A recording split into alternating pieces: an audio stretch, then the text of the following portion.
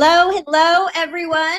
We are the Custody Queens off the clock, and today, I think everybody knows who we have on to interview today. And we are so excited. Today we have Cy Ray on, and Cy was an expert for the defense, and he was retained to talk about cell towers, drive testing, geolocation, mobile device forensic extractions, call detail records, and software that was used to interpret them. And we're going to let Cy go over his CV on his own because he has an incredibly extensive background, training, education with respect to all the stuff we just talked about, and we don't want to waste even a minute. So let's bring them up. Right before we do that, I just want to thank everyone for being here today and for all of your support. I know that everyone normally sends a bunch of questions in, and we love those questions very much. We have so many questions, so we're not really sure that we're going to be able to get to anyone's live questions today. If you do ask them, we'll star them. If we can get to some, we will. But again, no promises. If not, on a later date, we'll get to those questions. Same thing with super chats. We really appreciate any super chat, but we just can't guarantee that we're going to have anything on the screen because we have so much stuff to go through today. So thank you for all your support. Please remember, we're not making any specific accusations or allegations in this case. We're just going through the data, and we have a very experienced expert that we are extremely excited to talk about. Hey. Hi, Cy. Welcome. I feel like you don't need an introduction, but thank you so much for joining us. You're very welcome, and thank you for having me on. Absolutely. So I know that your CV is quite impressive and lengthy, and I would sit here and recite it, but I'm not going to do near as well or good of a job as you would. So would you mind going through a little bit of your background and experience for us?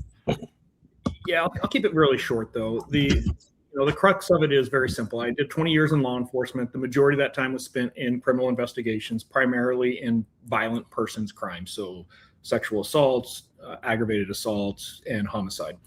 I worked in our homicide unit for a number of years. I was a homicide sergeant for a number of years as well. In about 2014, I left law enforcement as I was approaching my 20 years on, and I started a company that did cell phone mapping for criminal investigations. And that was just a realization in my career that there was a big gap in the market, that the software was somewhat lacking in the tools that law enforcement had available to them for this type of investigations. So I started that company, and we ran that company. And just to kind of put a couple things into perspective, which might be important for today's call, between 2014 and 2021, that system that I built for the software, it mapped over 2 billion phone calls in the United States for law enforcement. So when I say I'm intimately familiar with phone records in the United States, we had to manage every single type of record that was available to law enforcement through a search warrant process of any cell phone carrier in the United States. We also kind of did a handful of this work all over the world, so it wasn't just the United States. In 2021, LexisNexis purchased that company, and I have kind of a 5-year non-compete that I did at that time. And during that non-compete time, the only thing I was doing was testifying in cases such as this case. But between my investigation time, between my time of running the company that did the cell phone tracking, and then the last 5 years since selling that company, I've lost count. I've probably testified about 150 times, maybe a little bit more now, as a subject matter expert on one particular thing or another. But I'm very familiar, obviously, with the cell phone side, but I'm also very familiar with the criminal investigation side, specifically as it relates to homicides. So it's kind of a very condensed Reader's Digest version, if you will. Okay, great. And you've testified in both state and federal court. I have. I think I'm at 26 or 27 states altogether, and yes, both state and federal. Okay. And then for the Idaho case, was this the first case where you were an expert for the defense? This is the first and only case I've ever testified on behalf of the defense, or that I actually did work on the case on behalf of the defense. There's other times that I've been compelled to do things with the defense, but this was the first time I actually testified as a defense expert. I was retained as a defense expert to testify. Okay, and you were retained in October of 2023? Closer to November. I think the first time I got a call, but I didn't know what case it was on because of the gag order. I received a call from another expert who was looking for a peer review of this. But because of the gag order, he couldn't get into details of this specific case. So I agreed to do this case without knowing what case it was. And then it was a couple weeks later that I received the documentation on the gag orders and kind of got up to speed that, oh, it's that case. Gotcha. Okay. And is that Tom Slovensky? Correct. Okay. All right. And then, so once you signed, I'm assuming, the confidentiality, you jumped on the case, you started to get into the case. What was your scope or retention like in that case? Yeah, and this is probably, I probably left something out in my background that I should have included that I think you guys will find very relevant, is from about 2010, it started in 2008, but by 2010, it was really rolling. I was teaching investigative methodologies for cell phone mapping geolocation to law enforcement. In 2014, I started the first subject matter expert certification course for state and local law enforcement. It was the first one in the nation to do that. Today, there's about 200 subject matter experts that have been certified within the court as a subject matter expert in geolocation as a result of taking that course. The idea of me receiving a phone call from another expert doing a peer review, it's kind of like a Tuesday. It was not a big deal. And the majority of times when I get those type of calls, I'll look at a case, I'll make a couple corrections, I'll give some advice, and I'm out. I really don't get involved with the case. And I fully did believe when I first was contacted on this case, this would be the same. I had every reason to believe that when I saw the work product, if anything, there's a few minor issues, point those out, and I move on. I have nothing to do with this madness. What got you sucked Was there into anything? Oh, sorry. Was there anything, Cy, that was telling you morally, ethically, or any other reason to take this case or become an expert? And I think it's important to note that you were not paid for any work that you did on this case, including reimbursements. Isn't that correct? Yeah, and there's something to be said there that, I had to travel to Moscow a number of times. I covered all my own costs. I've spent thousands of dollars of my own money. And the only reason I bring that up is I hear a lot of things that, I was in this for the money. I've never been paid a dime on this. I refuse to be paid by the defense on this case. And that's not uncommon. Some people might be saying, well, why would he do that?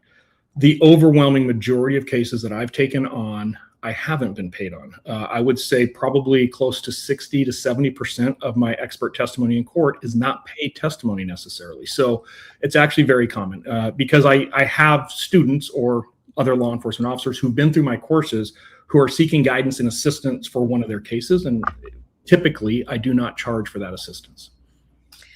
So when you reviewed the paperwork, Slavinsky called and said, hey, can you look at this? I think you met with Ann. Was there anything in your gut that was telling you not to take the case or the other way, vice versa? I would be lying if I didn't say there was a moral dilemma. I've always been a prosecution witness, and that is mainly because I've always been part of the investigative effort to bring forth charges, not necessarily defend a case. So it wasn't necessarily by design or choice. It was more by that's just the role that I've played in the past. Initially, like I said, I didn't feel like I would have a very big role in the case. I would have just some minor, edits and be out of it. When I saw the scope, and probably a better word is the magnitude of what was happening in this case, yes, I did feel a moral obligation. I've spent the better part of my career, and I can easily say the last 15 years, really trying to establish geolocation as a scientifically sound and reliable methodology that can be used in court. We have solved an incredible, and I say we, I'm talking, the law enforcement community in general, has solved a lot of really heinous, critical crimes using geolocation information. So it's important that we show that it's reliable. It can be upheld. In this case, it was very quick summary that I realized I was dealing with a case where the end result justified the means. And therefore, yeah, there was a moral obligation of a standard that I felt that I had taught and put out there for law enforcement and spent a lot of time in court showing the scientific, reliability of it was being challenged or was at stake. And that's a ripple effect that, impacts the entire criminal justice system, not just a case in Idaho. And that was the moral obligation, if you will. Ron, you had a question?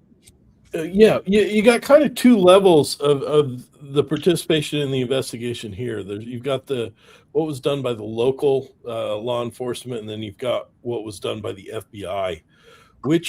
What was it that drew you in that led you to say, this is bigger, I need to be part of this. This is a bigger issue or bigger problem than I initially thought? Boy, that's a loaded question. Yeah, the entire investigation, you'll have to interrupt me a handful of times today to make sure that I'm defining for your audience certain terms that I'm using. I consider this case was ethically corrupt. And what I mean by that is the entire investigation. So where I understand your question of, hey, was it more on the state side or was it more on the federal side where you're seeing the errors? The problem is the commingling of effort in this case was so tight. It was the entire case. A couple bad decisions that were made on the federal level infected the entire investigation. So I don't know that I can separate those two, and I know there's a lot of discussion about, is there a bad actor? Is this intentional or is it accidental? And I want to be really, really clear with something, because I think a lot of people love to put things in my mouth or assume what I'm trying to say with certain things. I do not believe that there's anybody at Moscow Police Department that intentionally misled or misrepresented a case. I think they all were out there doing the best of their ability. Now, if somebody wants to say, well, their abilities kind of suck, there's arguments there that I can't engage in, because yeah, things could have been done better, but I don't think there's intention.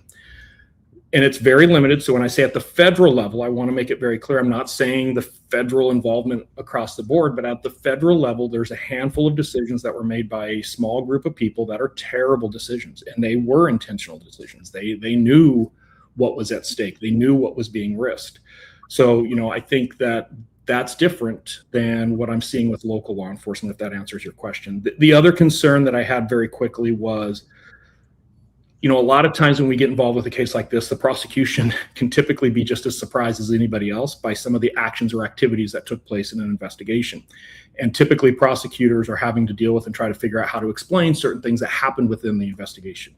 This is a case where that is not the case. The prosecution team was incredibly involved and co-situated with the investigation pretty much throughout the investigation. So there wasn't this opportunity, if you will, where we have law enforcement acting in a bubble and then delivering this package to the prosecution team, who now is trying to solve, how do we take this thing to court? These decisions are mutual. They were done in a group setting. And my personal opinion is they were really bad decisions. And some of them were made intentionally. So we're going to go through this. We're going to go through each area line by line. But I know when I was looking at your sworn affidavit, and I want to actually read your words, but your comment or what you put in the affidavit was so incredibly powerful. You said, such a deliberate attempt to mislead the court on evidence in such plain sight. I mean, those are extraordinary words. Can you tell us a little bit what led to you making that statement in your affidavit? Yeah, and this is probably a really good time to start clarifying a lot of information that's out there that there's a lot of assumptions surrounding. So that piece that you're reading right there is specific to the timing data in this particular investigation. And timing, when we talk about timing and now the timing data, timing is everything. My report is now public, so I can discuss some of the things that are in my report. And what's important is the date range. In my report was dropped. The prosecution had read that report prior to me writing that affidavit and prior to the motion that caused me to write that affidavit being filed with the court. In that motion, there was a statement that AT&T did not produce AT&T timing data in 2022. Therefore, there is no timing data to turn over.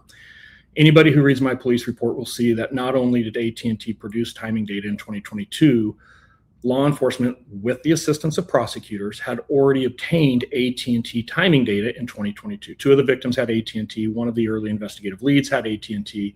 They received AT&T timing data on all three of those phones. They also did what's called an AT&T timing dump, where they received just a general area, all of the AT&T devices in that area, and that was done in timing as well. So when the prosecution team wrote a motion and filed it with the court that AT&T did not provide timing data in 2022, they were literally sitting on AT&T timing data of over 3,500 devices in discovery. There is a complete disconnect from the prosecution understanding their own evidence is what that showed me. I just have never seen that far of a deviation. And, there's a couple things that are really important. I'm sure some people are wondering, well, why is the prosecution so involved with this? In the state of Idaho, the type of search warrants that they were seeking at times actually require a prosecutor to sign off on. So it wasn't that the prosecution team was overextending their role into the investigation. There's actually a legal requirement that law enforcement writes and drafts the search warrant for these records, prosecutor reviews it, signs off on it, and then it goes to a judge. So the same prosecutor who signed off on the search warrants to obtain timing data, who signed off on the search warrants requesting Bryan Kohberger's timing data, same prosecutor who had received emails stating the FBI has clearly said timing data exists, is the same prosecutor who wrote a motion a couple years later that timing data doesn't exist. And I've never seen that far of a deviation in roles, if you will. And that prosecutor would be Jennings? That's correct. Okay, so that's why when you say there's clear and convincing evidence that not only the FBI was able to obtain the AT&T advance records in 2022, they did so with knowledge of the prosecutors in this case, that's what you're referencing. So when they're saying they weren't able to get it by that time, they were. Yeah, it's in evidence. To this day, there are AT&T timing reports that have been turned over that were disclosed from 2022 that clearly exist. Was there ever an explanation given for the disparity in what was said? Yeah, and timing's real important here. The initial motion is filed that this doesn't exist, and there will be testimony from the FBI and or AT&T to confirm it. I wrote my affidavit. I actually got my affidavit signed off and got everything done. Remember, I'm in Arizona, so I have to send it to Idaho. About that time, the state drops a second motion clarifying, oh, wait, we just discovered timing data does exist. So what I wrote in my initial affidavit is true. It does exist. However, AT&T is now saying it only goes for 7 days, and therefore it's not relevant. And I would still argue it's incredibly relevant. It's ground truth for what a device is doing that we are applying a pattern of life analysis to. Anybody in this field would tell you undoubtedly you want all the data. But there's something interesting with AT&T that never came out because it was never allowed in testimony, and that is sometimes AT&T, for a number of different reasons, must retain data longer than this 7-day limit. There's times when AT&T will tell you, hey, we keep this for 7 days, or we keep this for a year, we keep this for 7 years. But there's a number of things that happen at AT&T with different projects and different legal reasons that they are required to retain data longer. So if you don't ask, you don't know. And what's important is that both search warrants for Bryan Kohberger's phone clearly articulated they were requesting timing data.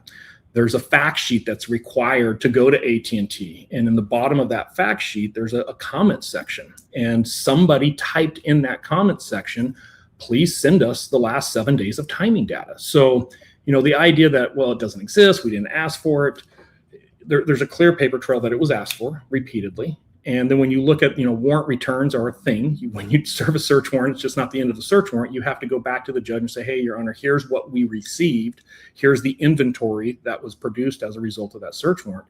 And in that return, it actually states everything they asked for was received.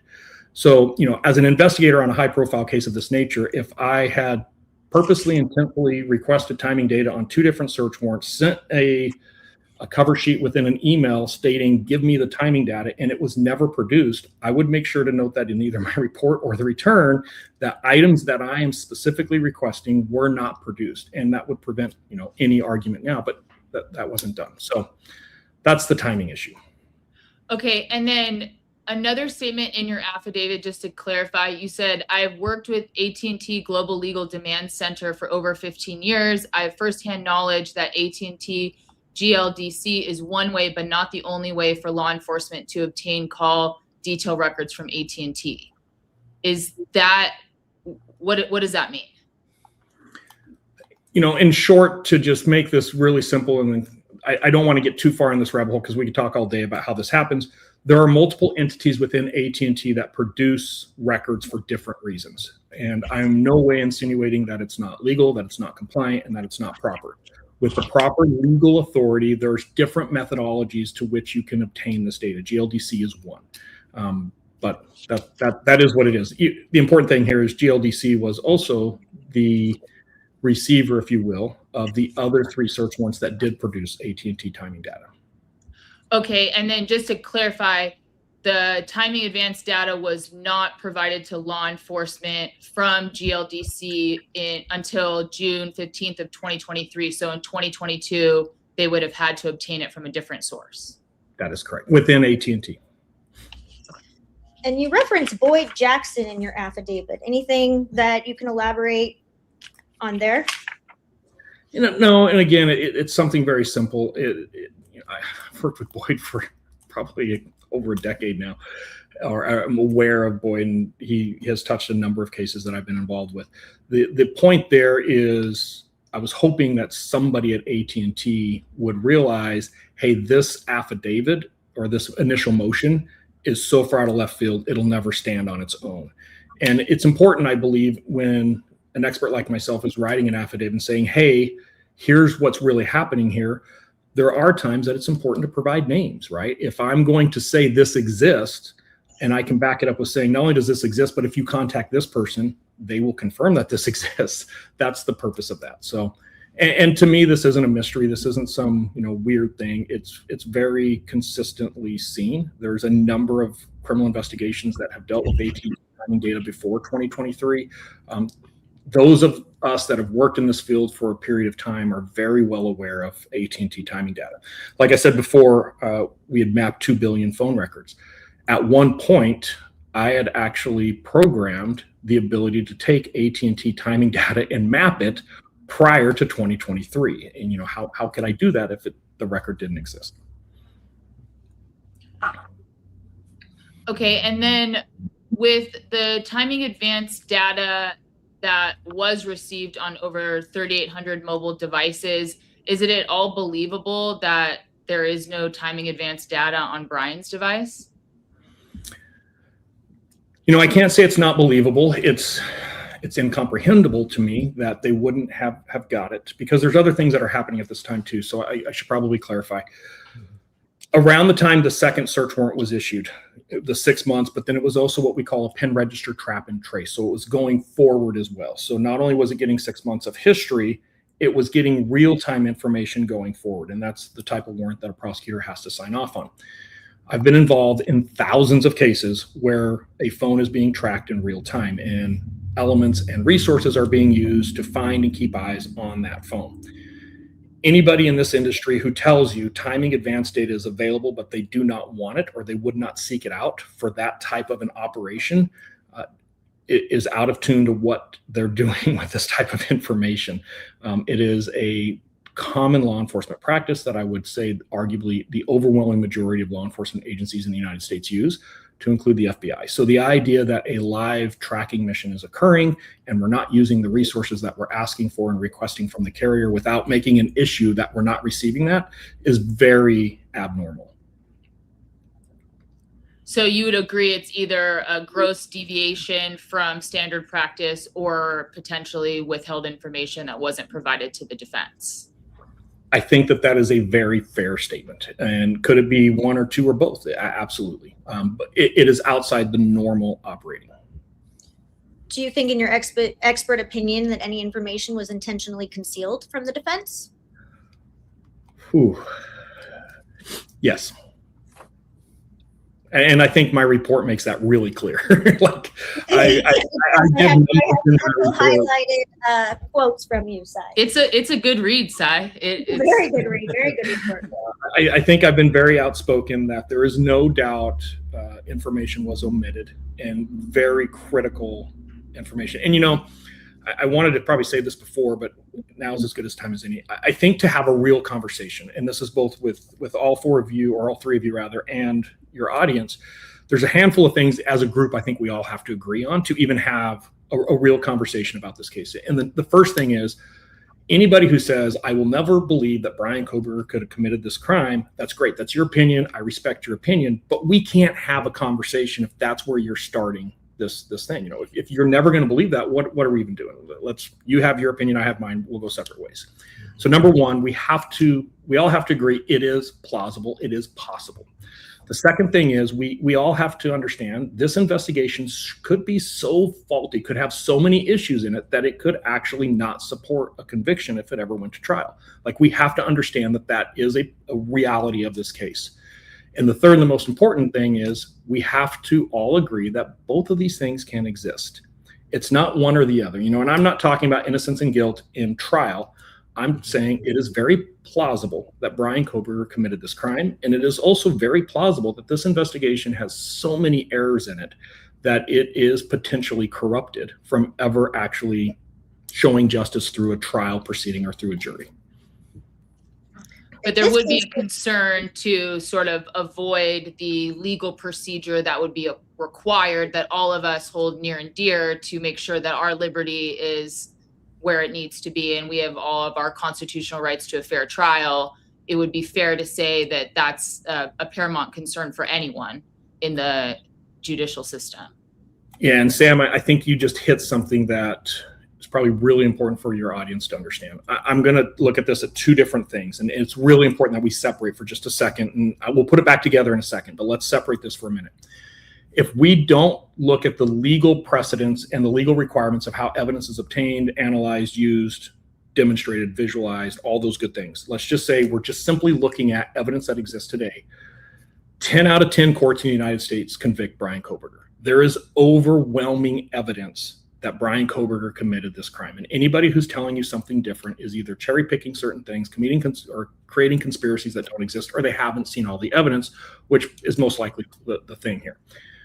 Now, when we add the legal issues of how you can obtain that evidence, the proper way to analyze that evidence, the proper interpretation of that evidence, now we get to kind of a 50-50 thing. I think there's probably 50% of the courts throughout the United States that would have suppressed a lot of evidence in this case, enough so that a conviction may never be obtained. And, if anybody doubts me or they're like, that Cyray guy, he's crazy, he's a conspiracy theorist. If you don't believe me, all you have to do is simply Google Jeffrey Nye, Fox News. And Jeffrey Nye is one of the AG, the attorney generals in Idaho, who did all the oral arguments in court as it relates to the DNA evidence in this case. And if you listen to that interview, he'll tell you firsthand, everything was at stake on the DNA. If they lost the DNA, everything that comes behind it would have been gone. And he'll tell you that's a lot of evidence. That's all the cell phone records. It's all the Celebrite extracts. It's everything. And then he'll go on to tell you that they didn't even argue for some other exception to that rule, to the fruit of the poisonous tree, if you will, because it didn't exist. So, you have a major player on the prosecution side who's telling you, when we went into court to argue that we felt the IGG would be upheld, the legal process in which we got it, we knew we were risking everything. And, I think that's really important for people to understand, because I don't believe the IGG was done properly. I think that we have a lot of issues. I think technology has outpaced our ability to understand what's happening with evidence today. And the courts will catch up, but it'll probably take 10 or 15 years. But yeah, it's going to be real interesting how that works out. And just to clarify real quick, when you said we were risking everything, you're talking about the prosecution when they were risking everything, right? You're not talking about you being part of that. There was a decision made fairly early in this investigation to proceed with IGG. And then that decision was further predicated with knowingly conducting an IGG investigation outside of the recommended policies, if you will, of the Department of Justice. And that was not an accidental decision. It was an intentional decision that investigators at the time who made that decision felt that it was okay to step outside of policy because of the nature of this crime. And the way that they did it is, in my opinion, very problematic when we start looking at legal rights to how we manage this type of data. And I want to go on the record very clearly here. I think IGG is a very powerful tool that law enforcement should absolutely have the ability to use. But I also feel that we have to properly use it. There has to be a legal process. That legal process has to be transparent, and we have to have the public's trust that we're doing it properly. And when we make decisions to intentionally go outside of policy, conceal, hide, and omit the process that we did, I think that cuts to the rule of law completely, and everything that you guys probably see on a daily basis that you fight for, right? We have rules for a reason, and when we start to violate that, that's that slippery slope where we start losing other tools and the process itself becomes corrupt. It seems to me that the use of the IGG was more a violation of the public's privacy rights or rights than necessarily of Bryan's, because it was searching public information. Is that maybe why the prosecution felt safe enough, at least in this prosecution, to go that route? I don't want to speak on what the prosecution felt or didn't feel.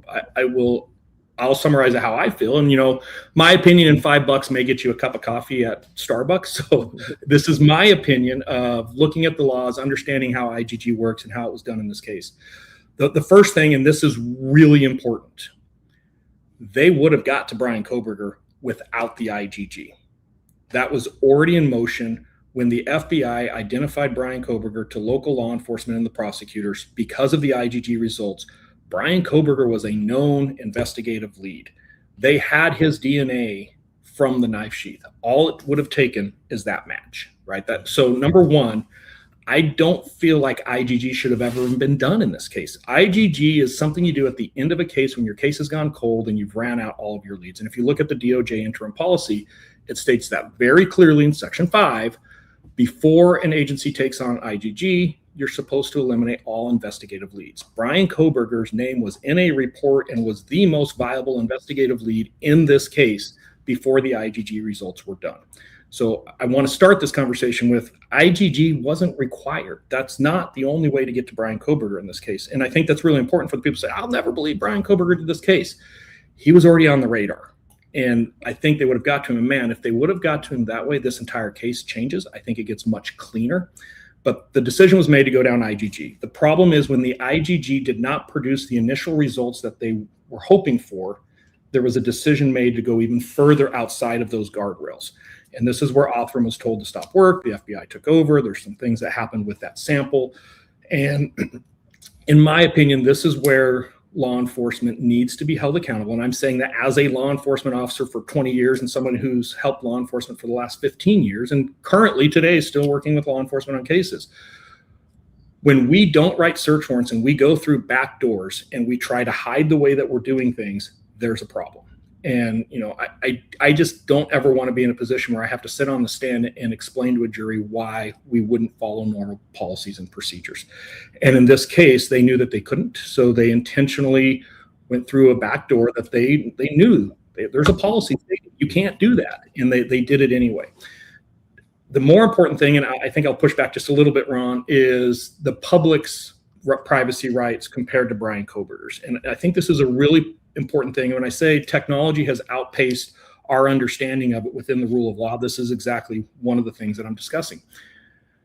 When, let's say that we get your DNA or your DNA profile, and from your DNA profile, they get this SNP. It's an SMP profile. And then I take this SMP profile and I go out and I search for, relatives.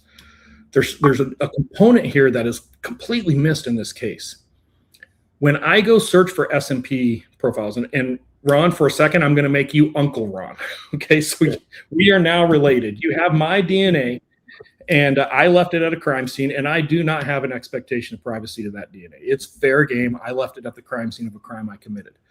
But when I go as a law enforcement officer and I take this SMP profile and I start loading it into public databases, I'm not searching for your DNA necessarily, Ron. I'm searching for DNA that we share.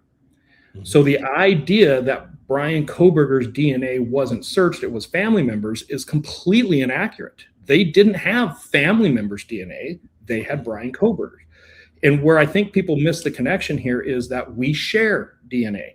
So the question doesn't become, is Ron's public expectations, of privacy violated here, are mine? Because the DNA that you and I share, should I have an expectation of privacy to our common DNA? We both share it. And if you look at any cases in the United States of standing, and when two people occupy the same space, the law is pretty clear on if search warrants should be used. And Ron, can you consent to searches for me? And The law is already really stated on those things.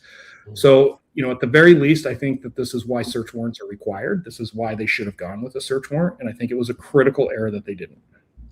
So I definitely want to, a little later in this interview, get through why specifically you believe that Bryan Kohberger is guilty, but I do want to backtrack a little bit to the specific scope of your representation within this case. I watched your testimony May 30th of 2024, and I wanted to kind of talk you through that or ask you some questions about that, because I know part of your testimony talked about the 2 search warrants that happened on December 23rd of 2022. Sure. So with respect to the first search warrant, is it unusual for law enforcement to issue a search warrant, have enough time to analyze that search warrant, and then issue that second search warrant in the same day? All right. So it depends on the situation. If this is a life or death circumstance where I can articulate if the delay in my action could potentially cause a death or severe injury, I would expect to see turnarounds like we see in this case. And I don't think there would be anything wrong with that, and it'd be perfectly normal. In a quadruple murder of this nature with limited evidence, and then this first search warrant kind of being the linchpin of my case, right? If this first search warrant falls, potentially everything that happens after the search warrant falls with it. I just don't see the need to rush. If anything, this is the time in the investigation to put the brakes on, to reassess, maybe get some fresh eyes on it. Let's look for those potential catastrophes that could happen at court, and let's make sure we're functioning in a very significant, solid way that we know we can uphold. And, your question hits the main problem that I see with this case is in rushing. Why typically do we not like to rush? Because as all of us know, that in any line of work, when we rush, we're more prone to make mistakes. And in this case, there's no doubt that those 2 search warrants, well, mainly the second one, but the first one to some extent, were rushed. And there are critical errors in those search warrants that just are not accurate. And I'm not talking about 1 or 2 slight ones. There's major inaccuracies in the search warrants. If you were testifying as an expert, and this case actually went to trial, and you were going through those search warrants, could you prove that much of those allegations in the search warrants were actually false? Absolutely. I feel very, very comfortable that in the event the defense or a defense team wanted to suppress the cell phone records, they would be successful in doing so. Trying to show that these search warrants would not stand up, or if the judge had the new information that we now know is true, it would have changed his or her opinion. It would be very easy to do. And the follow-on question is probably going to be, well, if that's the case, why didn't the defense do that in this case? The cell phone records in these search warrants helped the defense team more than they hurt them, because it showed the investigative process by the investigators and the errors that were being made. So suppressing them could potentially hurt their defense. It is my opinion that the search warrants actually probably helped Bryan Kohberger's case more than hurt it. Except insofar as they used that information to craft the PCA. Yeah, it gets to the point, and I'm not going to say one way or the other, because I think it depends on a lot of speculation. But there's no doubt there are things in that search warrant that are incoherent, that there's no backing for. There's a map that just simply does not jive with the evidence in more than one way. There's statements that we know are absolutely wrong. There's a very clear statement about a white vehicle traveling south to Highway 270, which connects Pullman and Moscow, and that's where he's going, and here's where he turns the phone off.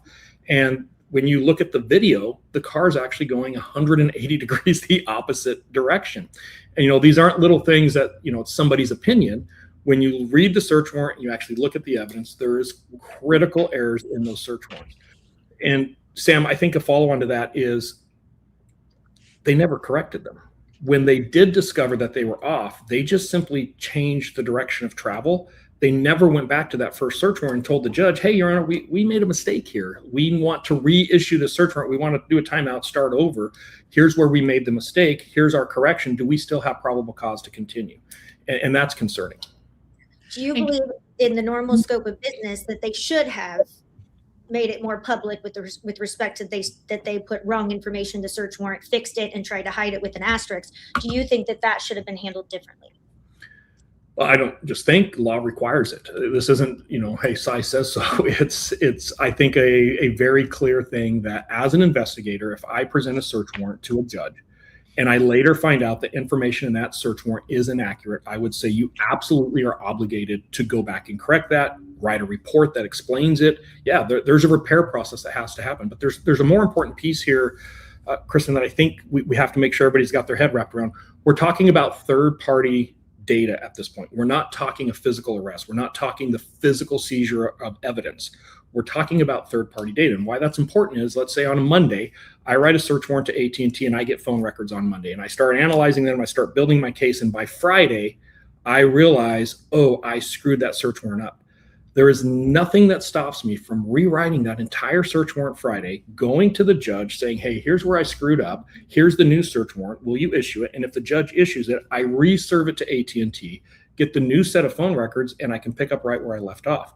They hadn't used the information from those phone records. The tree, you hear about the fruit of the poisonous tree, it hadn't proceeded yet, right? We hadn't gone through a threshold of a home. We hadn't made an arrest. We haven't seized a physical piece of evidence. We're still investigating.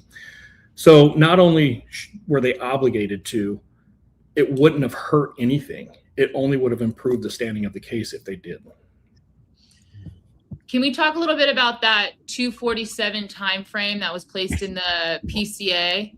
Because it sounds like that was wrong, that everyone knew it was wrong, that it's really 254, and that suspect vehicle 1 could not be suspect vehicle 1.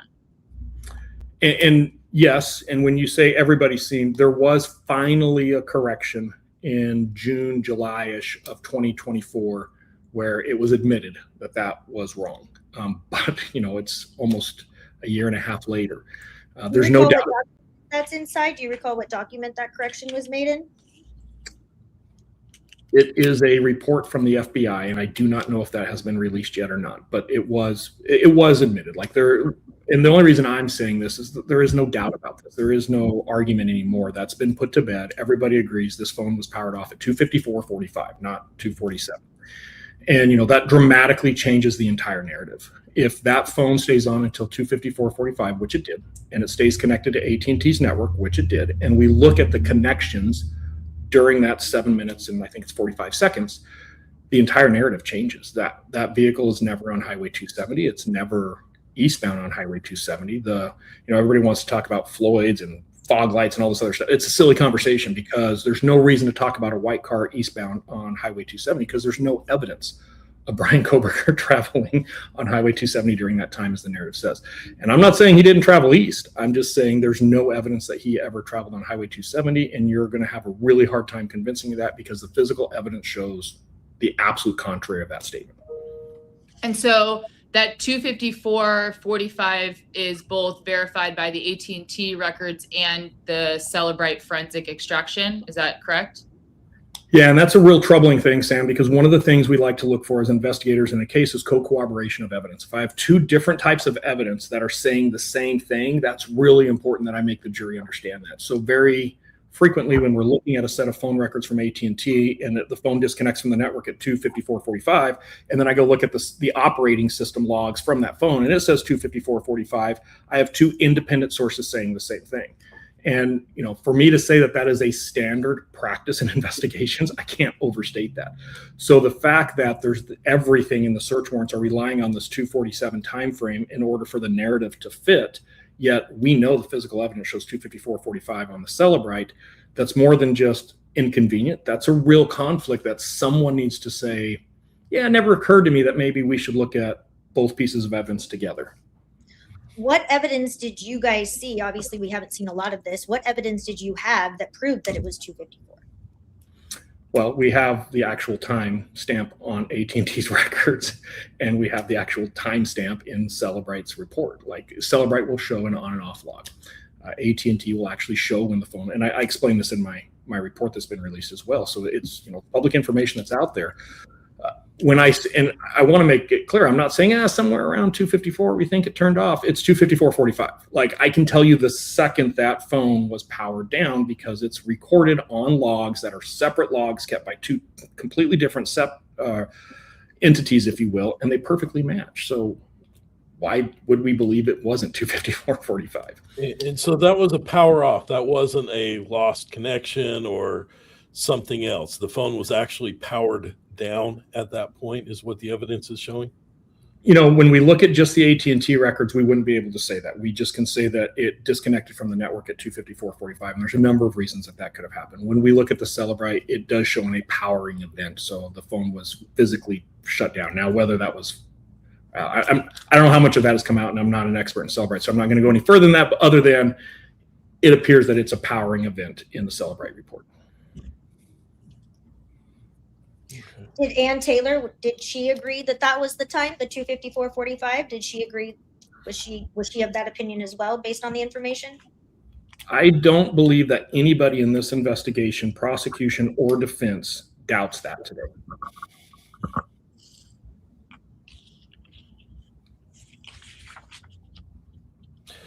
You mentioned before that there were some specific I guess errors or omissions that the FBI made that kind of snowballed or kind of led to the issues. What specific decisions or errors were those? Do you recall, or do you know?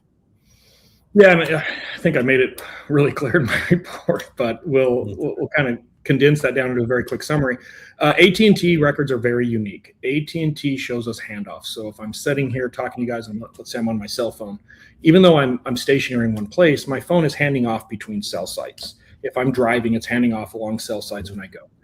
Some of the providers don't provide a very granular view of that, but AT&T is different in that it shows all of those connections, and it shows what's called time on tower. So I know how long each one of these connections lasted. The other thing that AT&T's network does very, very well is it maintains a data connection with the phone. So if you think about all the things you have loaded on your phone with the different apps and things running in the background and all the stuff that our phones do, they're constantly seeking this data connection. So for example, in this case, from 2 a.m. to 2:54:45, Bryan Kohberger's phone is connected to the AT&T network. Every second of that time, we can account for which cell site, which sector it is using to maintain that connection. So the idea that, we map 2 or 3 or maybe 4 cell sites and we say, oh, look, he's south or he's eastbound, when, we eliminate 94, 95, maybe 97% of those other connections that tell a very different story, it's hard to say that, that isn't a cherry picking or a intentional omission of data that tells a different story. I've been teaching this subject matter now for almost 20 years. You map all the data. You always map all the data. There's never a reason in any forensic discipline that I get a terabyte of data and I decide to analyze megabytes of it, right? We get big data sets for a reason. So any argument that anybody makes that, well, there's just no reason to look at those handoffs, that's absurd. Like, of course you're going to map that. And when you map that, it tells a very different story. And is that, when you looked at the cast draft, is that where you were referencing that they're really only mapping like 18% of the connections between 2 a.m. and 6 a.m. the day of the crime? Correct. We can see all of the connections in the phone records. So it's not hard to look at a report and say, okay, they mapped 5 connections during this time period, but the report shows 15 or whatever it could be. And I think it was more like 92% of the data that wasn't mapped. And the issue, there's other reports that weren't mapped as well. And that's in my report as well. It's not just necessarily the handoff data. There's other really accurate data at this time frame that tells a very convincing story. When you map everything, it changes the narrative of this case. What would be the rationale for only mapping a small portion of the connections during that time period for the state? What's the rationale of that? Is it just sloppy or intentional? It's tough for me to say, because you're asking me to kind of get into what somebody's mindset at the time was. When the initial omissions were made. I can't tell you if it was just pure sloppiness or it was intentional. 18 months later, when it's still not being corrected, it's intentional. So, I don't want to come out and say, oh, this was intentional, it was manipulated from the beginning, because none of us can say that. What we can say is that it should have been done in the beginning, when it was made clear that it was missing and that it needed to be done. If you watched my testimony, you probably saw the very last thing that I said is, I reserve my right to change my opinion when all of the data was mapped. And that wasn't, some happenstance statement that I made as a parting shot on the stand. If nothing else, it was kind of like, hey, there's more data out there and this story could change when that's mapped. Okay. And then, so like in your report, when you're writing the conclusions and you say that it's justified to believe critical exculpatory evidence has been concealed by the investigators, what did you mean by that? At the time that I was writing my report, it was clear that there was issues in this investigation with the timeline. And of a case of this magnitude, I would absolutely expect a third, fourth peer review being taken place at the very least, if not a complete deep dive by somebody else into this. And there's just no efforts. To this day, I have never been provided the complete mapping data for the phones that are pertinent. I'm not saying I haven't mapped it. I'm saying I've never received the entire map data from the state. And I think that's very telling, right? Why would you not do that? Do you find that's intentional? That they're not turning it over or they're concealing it? Because if it's not normal, as an expert, do you find that intentional? I would say that it's intentional, that there's definitely a decision being made not to do it. But I want to frame this correctly, where some people will probably immediately go, well, they're trying to hide it. The problem with this case is when you look at all the evidence, it changes and it doesn't get weaker. It gets really strong. So, I'm hesitant to say that it's intentional, because then you're going to have to convince me why law enforcement would intentionally not try to present the best evidence in this case. And I'm speaking firsthand about this, looking at the records. When you look at 6 months worth of data, which is how much data they obtained on Bryan Kohberger's phone, when you look at that 6 months worth of data and you map it and you understand those daily patterns and that pattern of life, this case becomes incredibly strong against Bryan Kohberger. So, I think there's some sloppiness. I think there was over-reliance on DNA. And I also felt that there was probably this thought that there would never be somebody within the defense team capable of challenging the way that these reports came together and the narrative that was being presented. And to some extent, there was some truth to that. Now, Yeah, there were one of the worst investigations that you've ever seen in your career, correct? On sloppy errors that were not, look, we all make mistakes. I guarantee you, I've had my fair share of mistakes on a crime scene. Any investigator who tells you they don't is just lying to you. So we've all made mistakes. So it's one thing to make a mistake. It's another thing that when you realize that mistake has been made, not making an attempt to clean it up, not trying to fix it, or doubling down and actually, sticking to that story despite overwhelming evidence. And that's where your bias starts to come in, that we can really start to see that there's an issue here. I want to make sure I understand the different types of data and stuff that was received, because we've been talking about the cell tower connections.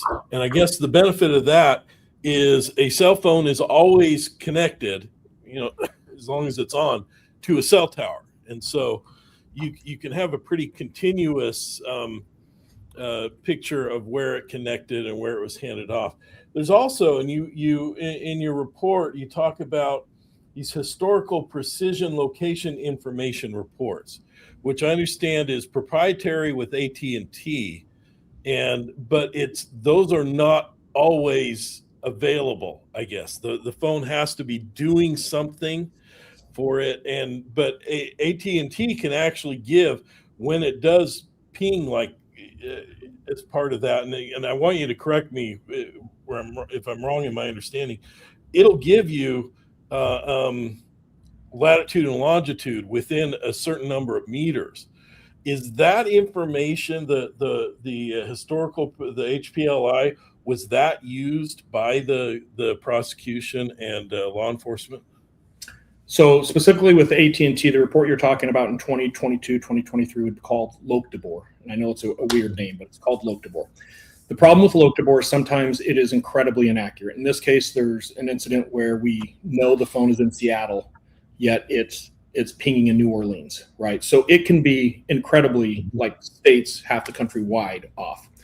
But there are certain things that somebody can do with their phone that location accuracy increases. And there is evidence of that in this case that happened. And I wrote about this in my report. My concern is, to this day, I have never seen a report or any mapping files that anybody in the investigation actually mapped that data. And we're not talking about a couple dozen. There's thousands of these locations. More importantly, when you map those, it changes the narrative of how Bryan returned back to Pullman that morning. So when I said earlier, the search warrant showed this map in, allegedly the way that he went to Moscow and then the way he returned.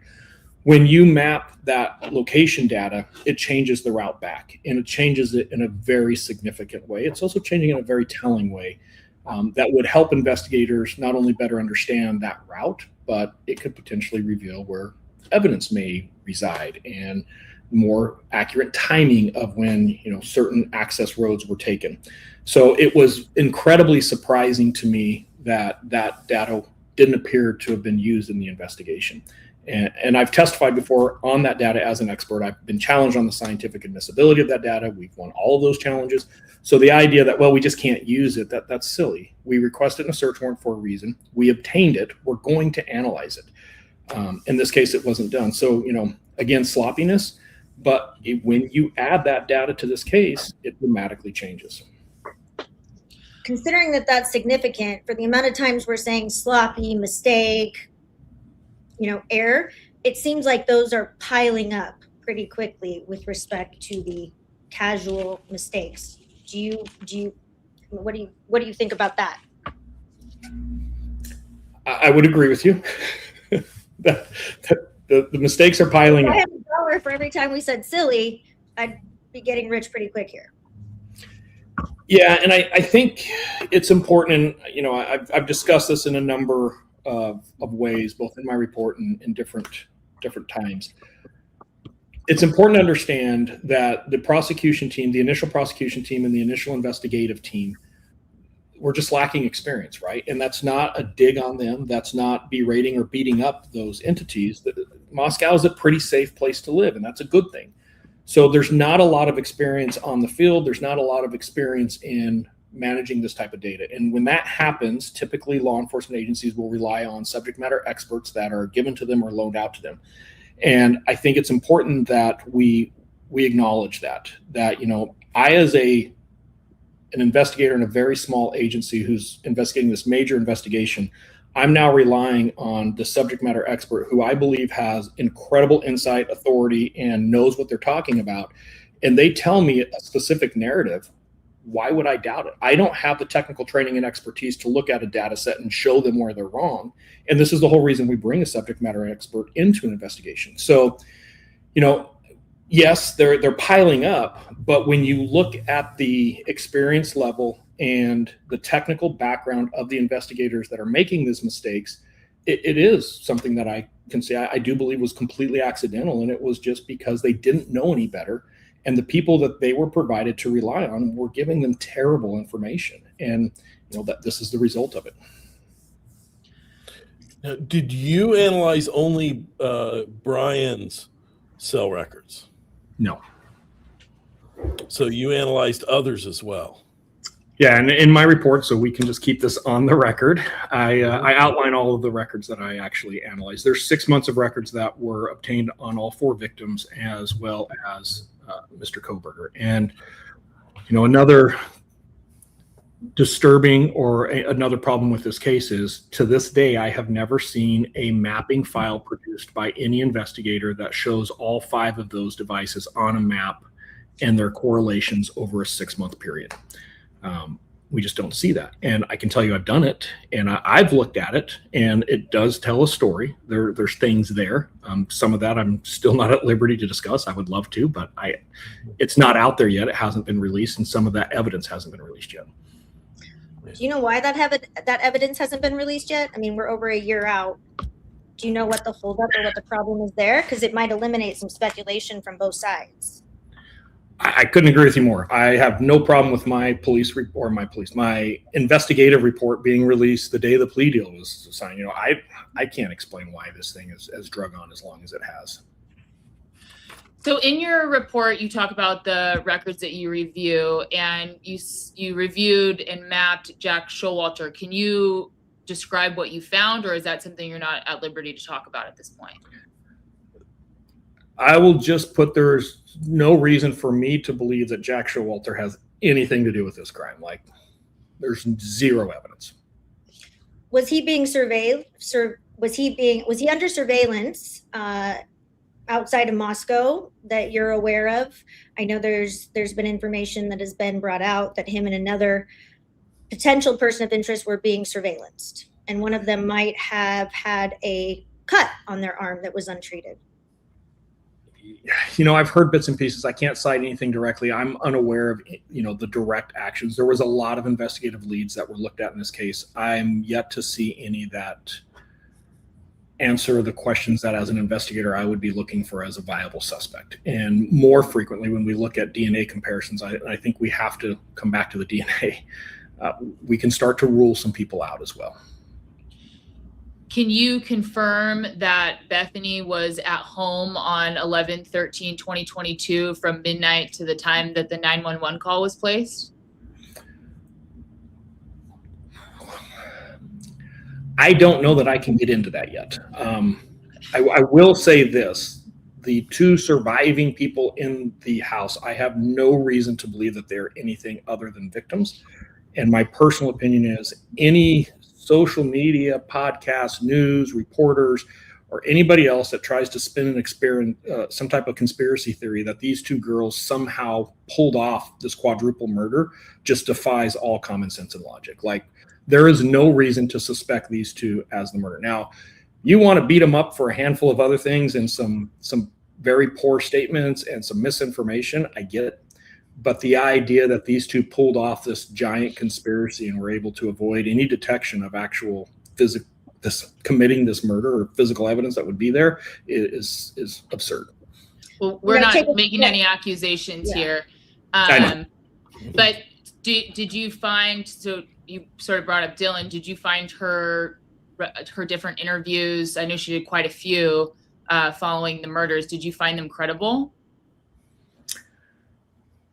You know, I think it's obvious that there's some credibility issues with everybody involved with the initial reporting of this case. And I think there's a number of things that can be attributed to that. I also think it's very consistent with very traumatized witness/victims that experience something like this. So, you know, can I speak to their credibility? I can't. I can see why some people would question their credibility.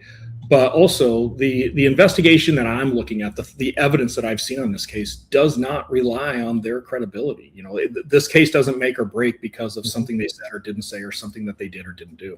So when you're looking at whether or not your ultimate opinion on this case and on Bryan, you're not really considering the eyewitness testimony potentially of Dylan. Oh, absolutely, I am. I think it's difficult for us to dismiss it, because while it is vague and it did change over time, it doesn't necessarily describe somebody who doesn't look like Bryan Kohberger, right? It doesn't describe somebody that we could say, that's weird. This statement is in complete contradiction of what Bryan Kohberger looks like. The timing is also very, very important. You know, there's things that happen in her statement and her text messages that also does provide her some corroboration to what she's reporting. So, you know, I think she saw somebody 100%. I think that her description is more similar to Bryan Kohberger than it is contrary to Bryan Kohberger. And I think it's important that all of that happened before anybody knew about Bryan Kohberger. So, you know, there is some things we have to consider could be credible there. Well, what do you make about the fact that Dylan herself, if you assume that what she's saying is true, that she's repeatedly told investigators that she couldn't tell whether certain memories were real or dream related? She repeats this in many, many interviews. So her testimony, if we're to believe it, we would need to, I would assume, also give her some credence to her own admissions, which are that they may have been a dream. 100%. 100%. And I just find it very convenient that her dream was pretty accurate. So, I think that we have to look at this from two sides. Number one, we're dealing with somebody who is young. I think their life experience is very limited, and we know that that person is impaired at the time. How they're manifesting how this thing worked out over time, I think we have to take that into consideration. The other thing that I think you cannot just dismiss is, what was this girl subjected to personally? What did the media say about her? What did social media say about her? Did she have some other reasons over time to start to distance herself from this case? And anybody who tells you she didn't just simply doesn't know what this poor kid went through, not only in the incident themselves, but was subjected to by the general public as a result. I mean, I've heard people on podcasts actually implicate her as one of the potential murderers. That's how far it's gone. Mm-hmm. So, is there maybe some other things at play here that a person in her shoes might start changing their story and say, I don't remember anything? Yeah, absolutely. Okay, now you mentioned that that there's no facts that support that they were involved in actually committing the murders. But let's take a step back and let's look at any evidence that they were possibly involved in any of the preparation, the cleanup, or anything that else was surrounded by these murders. Because if I'm reading her transcripts, she sounds like the most not credible person I have ever dealt with in my legal career of 16 years. I'm not saying you're already starting this conversation that there's cleanup.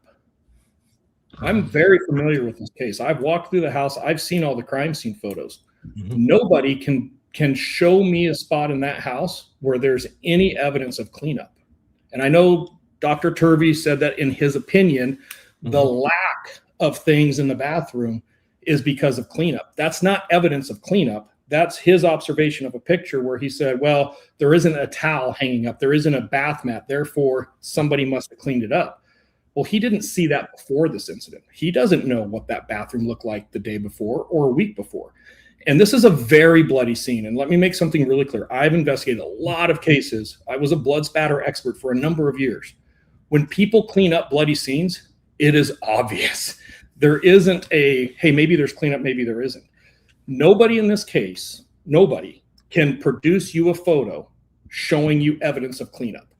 So when we start the conversation about, well, what's Dylan's role in the cleanup? Where did we get cleanup? Mm-hmm. What do you make of the diluted blood? I'm sorry? What do you make of the diluted blood? Diluted blood can happen for a number of reasons. So it could be, are we talking about sweat? Are we talking about, if we want to talk about the infamous beer pong table, we don't know what type of liquids may be there before. Could somebody have attempted to rinse off a knife or try to do something with a knife? That's possible. Diluted blood is incredibly common on a crime scene. It doesn't indicate anything specifically without more context. So, to me, that diluted blood is not evidence of cleanup. And when I think cleanup, I think of evidence of somebody physically trying to clean something up. And in this case, if that had happened as bloody as this scene was, there would be clear evidence of it. And I can tell you and all of your listeners right now, nobody is ever going to produce a crime scene photo that any credible, reputable expert in this type of evidence is going to say that is evidence of cleanup. And even Dr. Turvey, if you listen carefully to what he said there was cleanup based on things not being present. But again, he doesn't have the knowledge to say that because he doesn't know those things were present before the crime. He doesn't know what was cleaned up. And I can ask you guys, did somebody recently move out of that house prior to the murders? We know there was an empty room. Possibly. So maybe somebody took some stuff from the house and maybe some things got moved around the house. So without us being able to say what that house looked like the day before, we can't say that there's evidence of cleanup just simply because something isn't seen, like a bathroom. Yeah, early on in the investigation reports, the ones we got fairly early on, it said by law enforcement that there was significant evidence of a cleanup. I would again ask for putting in a report, there's significant evidence of cleanup, doesn't tell me anything. That's not how we do an investigation. We put a marker down. We take a picture. We show a swirl mark. We show a rag. We show a P-trap that we took from sink that actually has evidence. There is nothing that I have seen in this case that shows any evidence of cleanup inside of that house. And What I about don't, the footprints? What about the lack of footprints? well, let's talk about the lack of footprints. No matter how this crime went down, no matter who the suspect was, let's take Bryan Kohberger out of the equation for a minute. If the theory is there would be footprints in the house, then there would be footprints in the house whether Bryan Kohberger committed this murder or not. The lack of footprints is not surprising to me. In fact, working a lot of very bloody crime scenes, it's not surprising at all. If my feet are in contact with the floor while blood is in flight, it would be very conceivable that there's no blood on the bottom of my shoes. This is super common. In fact, one thing that your trained and blood spatter expert is if I have 5 people and 4 of them have bloody feet and 1 of them doesn't, and they were all in the same area at the same time, I can tell you which one was standing and maybe which ones weren't standing because, blood doesn't go on my feet when I'm standing. There is a bloody footprint. There's an issue with that footprint as far as, whose it is and where it came from and when it was potentially deposited there. But more importantly, let's say that I have a bloody shoe tread and I step on carpet and I step on wood or I step on any type of flooring and then I clean that up. There would be evidence of cleanup, right? I would be able to see a swirl mark, and maybe I don't see a footprint anymore, but I see the swirl mark of where that cleanup happened. And in this case, that simply does not exist. So do you believe?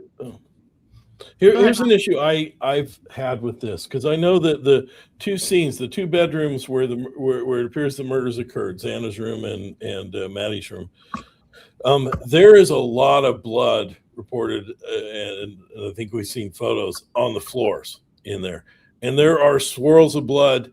There's blood, for instance, on the bottom of Xana's feet, indicating that there was some sort of a struggle, that at least she was stepping in blood in her room. So there was a lot of blood in those rooms, but then none in between those rooms and from those rooms to any entrance. That troubles me a bit with regard to how, what happened after, or was there something? Because you would think with the amount of blood that was on the floor, and there are some clear marks indicating somebody moved, and we know Xana did. How is it that whoever did this, if it is Bryan or if it is somebody else, escaped any trace of blood between those rooms or between either of those rooms and the exits? It's actually very common. And there's something that we have to discuss here for just a second. Mm-hmm. There's a lot of blood on the floor. If I step in that blood and then I walk through the house and I leave a bloody trail, you're going to see where I first stepped in the blood. Mm-hmm. That's going to be obvious. And if somebody tries to clean up or manipulate that area, it's going to be very obvious. In this case, we don't see that. In order for somebody to have bloody shoes, they have to step in blood, or blood has to get deposited on the bottom of their shoes. If they're stepping in blood, we would see that in the areas where there is blood deposited on the floor, and we don't. The crime scene photos don't show that. There is no reason in this case to believe that the evidence, the bottom of the suspect's shoes, whoever the suspect might be, the bottom of those shoes would be covered in blood to leave a trail. There's nothing to indicate that in either one of the bedrooms. Now, is there potentially some very small invisible blood that was transferred through the house on the path, whoever the suspect was? Sure. I can't speak to the ability and the amount of effort that was put into looking for that in a way that would produce all of it. But again, this is one of those rabbit holes we can get in and we can go way down. Whether Bryan Kohberger committed this crime or not, those facts are the facts. You insert any other suspect in this place, that issue still remains, and that's why I'm saying it's very common. It doesn't surprise me at all. So if we take for a second the footprint issue and put it to the side, if you look at the fact that, what do you make of the fact that there's no blood transfer from the 2 rooms? So the knife presumably, and the murder weapon or weapons presumably is covered in blood. So why isn't that transferred? I don't agree with you that there wasn't blood transfer. And I'm not going to get into a bunch of detail with that because I don't know what has all been released on that. I don't keep up with the document dumps. I just don't agree. There's blood transfer. Can you? No, you go ahead. I was going to say, so I know it's pretty clear that you don't believe that there was a cleanup, but you can't exclude that there was either. So by the same sort of rationale, if you don't see any evidence of it because the absence of evidence isn't evidence of a cleanup, you can't also exclude the fact that there was a cleanup. I think we should probably define cleanup. If you're telling me that somebody took time to clean up the crime scene itself, somehow remove physical evidence that was critical in this case, like blood evidence, I haven't seen any evidence of a cleanup. If your definition of cleanup is somebody took a couple of items out of the house before law enforcement got there, I can't speak to that, and nobody else can, because there's a lot of different people in that house, some of them by themselves at times. I don't know.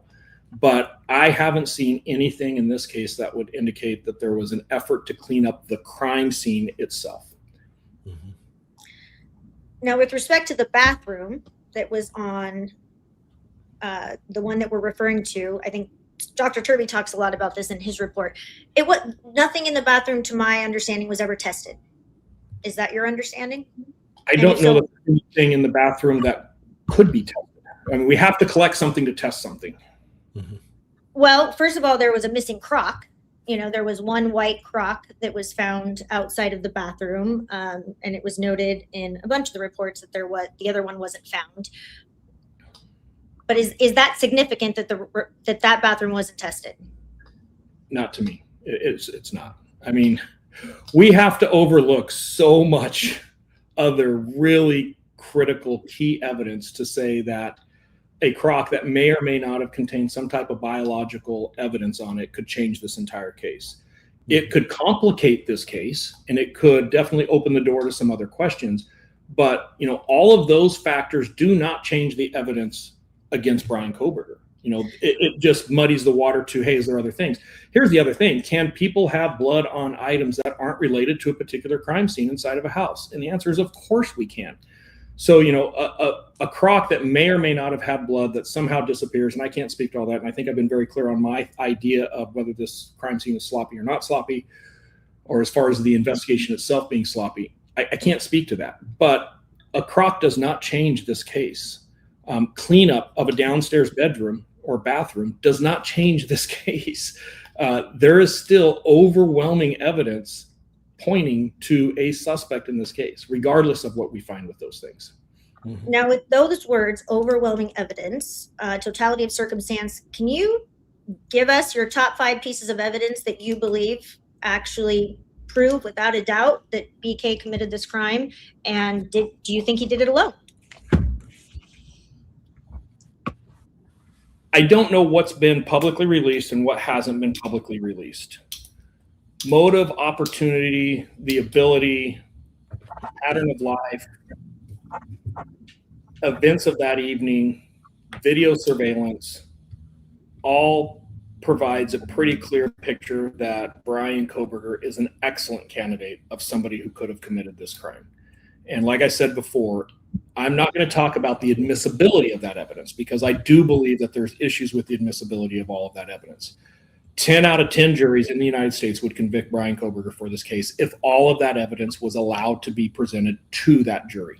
And that's a legal thing that would have to happen in the court. And I've been very clear about, I do not believe law enforcement acted appropriately in the way that some of this evidence was secured. And I think that we need to hold some accountability there. And I've been very outspoken about that to my own detriment. Like, I don't have a dog in this fight. And this case has, been more of a detriment to me than it's been helpful to me by a long shot. So I'm not making this argument because I think, I want to show the world that I'm right. That's not what we're talking about. The evidence in this case is clear. I've been in a lot of jury trials. When I say 10 out of 10 juries convict Bryan Kohberger, if all of this evidence comes in, that's based on 30 years of experience of seeing these cases. And I think the three of you, if you are ever allowed to see all of the evidence in this case, would have a really hard time defending him. And you would agree, like, man, I've got an issue. Now, if you want to talk about legal issues and your ability as attorneys to potentially get some of this evidence out, that's a whole other conversation. And I think you have a great case. But if all that evidence comes in, you might be seeking a plea deal. I'll just put it that way. And we should talk about this. The defense team had lost almost every single motion they had filed, almost every single one of them. This was going to be an overwhelming case for the defense to overcome in trial. Overwhelming. Now, we get into the legal issue. This is also a case that the prosecution would have a really hard time explaining some of the processes that they did. So both sides are having issues with how this case could play out.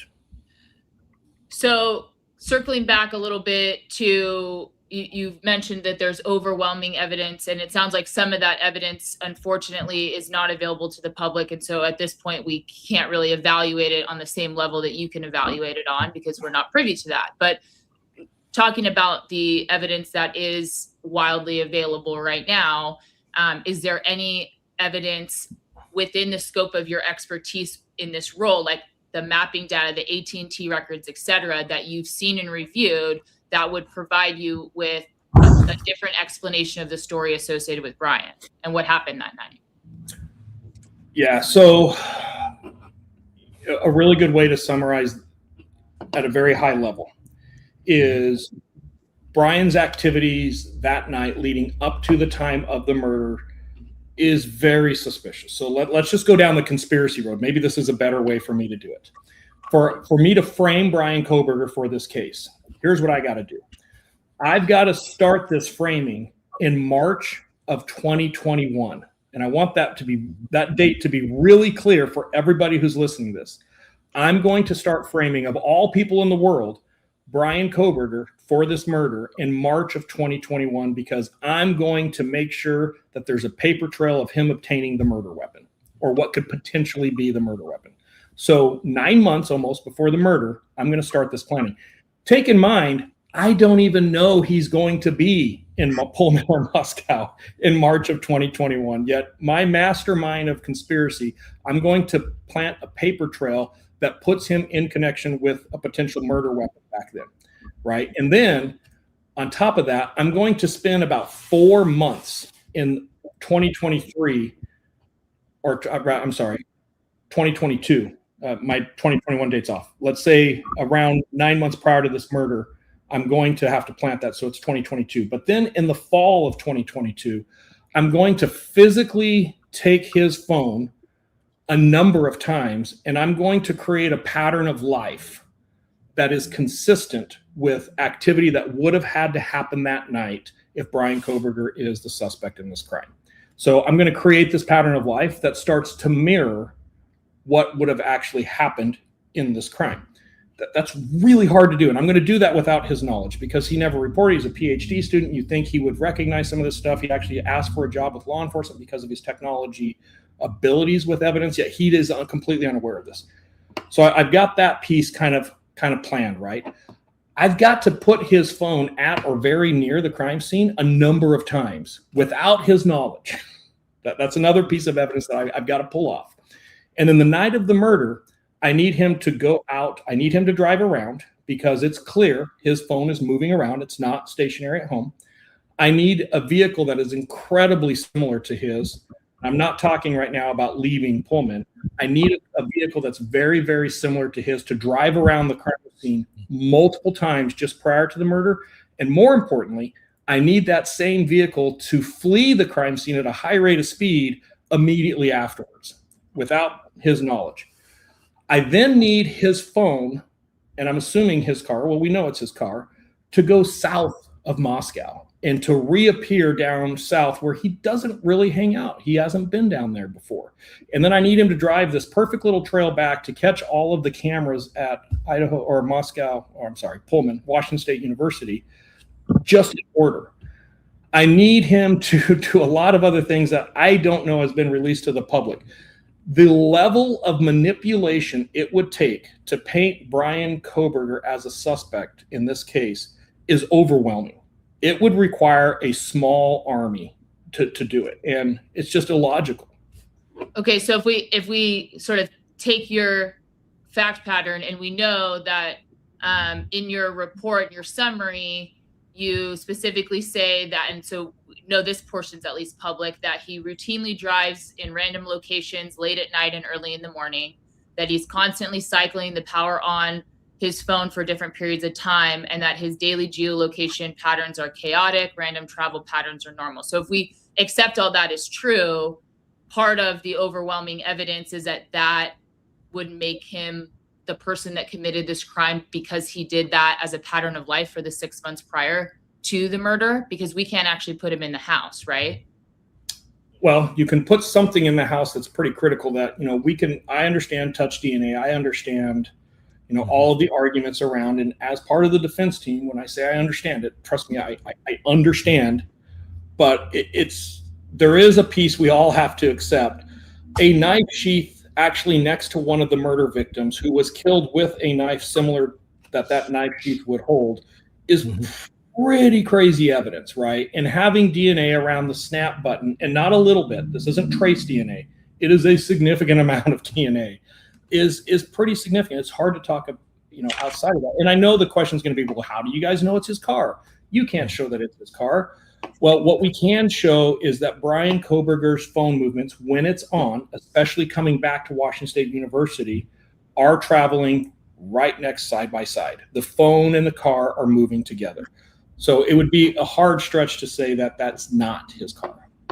But you do agree that at least when you're looking at the cell phone data, geolocation, all of that information, you can't actually put him in the house during the time period that the crime took place.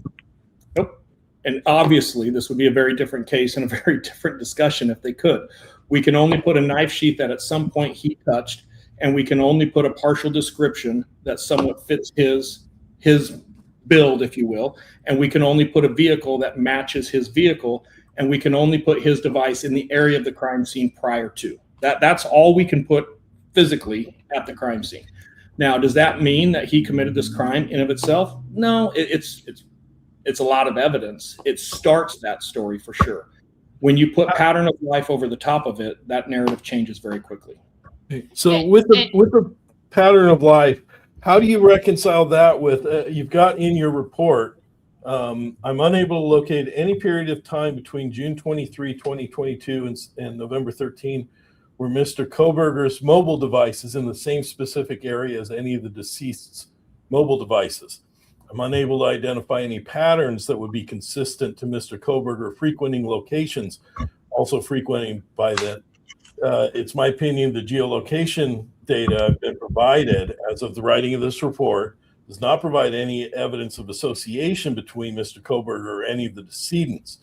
The lack of, and I get the pattern of life and what you're saying, but then the lack of any contact, apparent contact between him and any of the victims at any time leading up to this, I think that kind of contrasts a bit. Is there one reason why you might discount that as opposed to the pattern of life?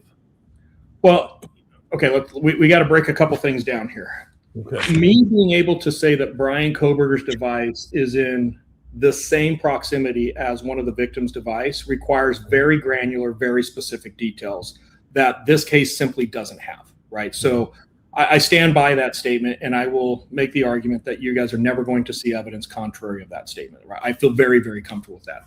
Mm-hmm. With that said, nobody can tell you that Bryan Kohberger did not drive by this house. There is evidence that is consistent with what I would expect to see in the event that he did. Now, I think I make it very clear in my report that you just read where I'm at with that. It requires some explanation. The bigger thing is there is a very specific route that is north of Highway 270 that goes actually over 95 to the east side of Moscow and then comes down to the south, and it would actually eventually drop you out on Indian Hills Road. There is significant evidence of multiple trips at night along that passageway. It's significant. They're very, very comfortable, and I've stated this time and time again. There is some consistency to that we can't just ignore. He's very familiar with accessing that area late at night or previous to the time frame that we're looking at this crime being committed. And it's very unusual activity. I've seen a lot of phone records. It's hard to explain why we see this on a consistent basis. What is consistent, real quick? Sorry, what is consistent? Is it once a week, twice a week, once a month, once every 5 weeks? What is that? I think I outlined some of this in my report, so I feel pretty comfortable, stating Bryan Kohberger driving around in the middle of the night is very common. So number one, just the behavior itself is very, very common. Consistent to a route or a couple of routes that would be concerning, knowing the facts of this case, I think it is safe to say weekly. Okay, and then you also state in your report that there's not enough detail in the AT&T CDRs to be specific enough to make any determination of Mr. Kohberger's precise whereabouts, especially down to 100-meter accuracy. Yeah, I'm speaking specifically to anybody being able to come into court and say they know that Bryan Kohberger's mobile device was inside the crime scene or on the property, and I will continue to stand by this. There is no evidence that surveillance or stalking-like behavior of somebody sitting at the house and watching for extended periods of time, there is no evidence of that in this case. None. I've been very clear with that from the beginning. What is the actual date? Sir, go ahead, Ron. So you've got evidence, and I did see that in your report, that he would drive around that route, similar route.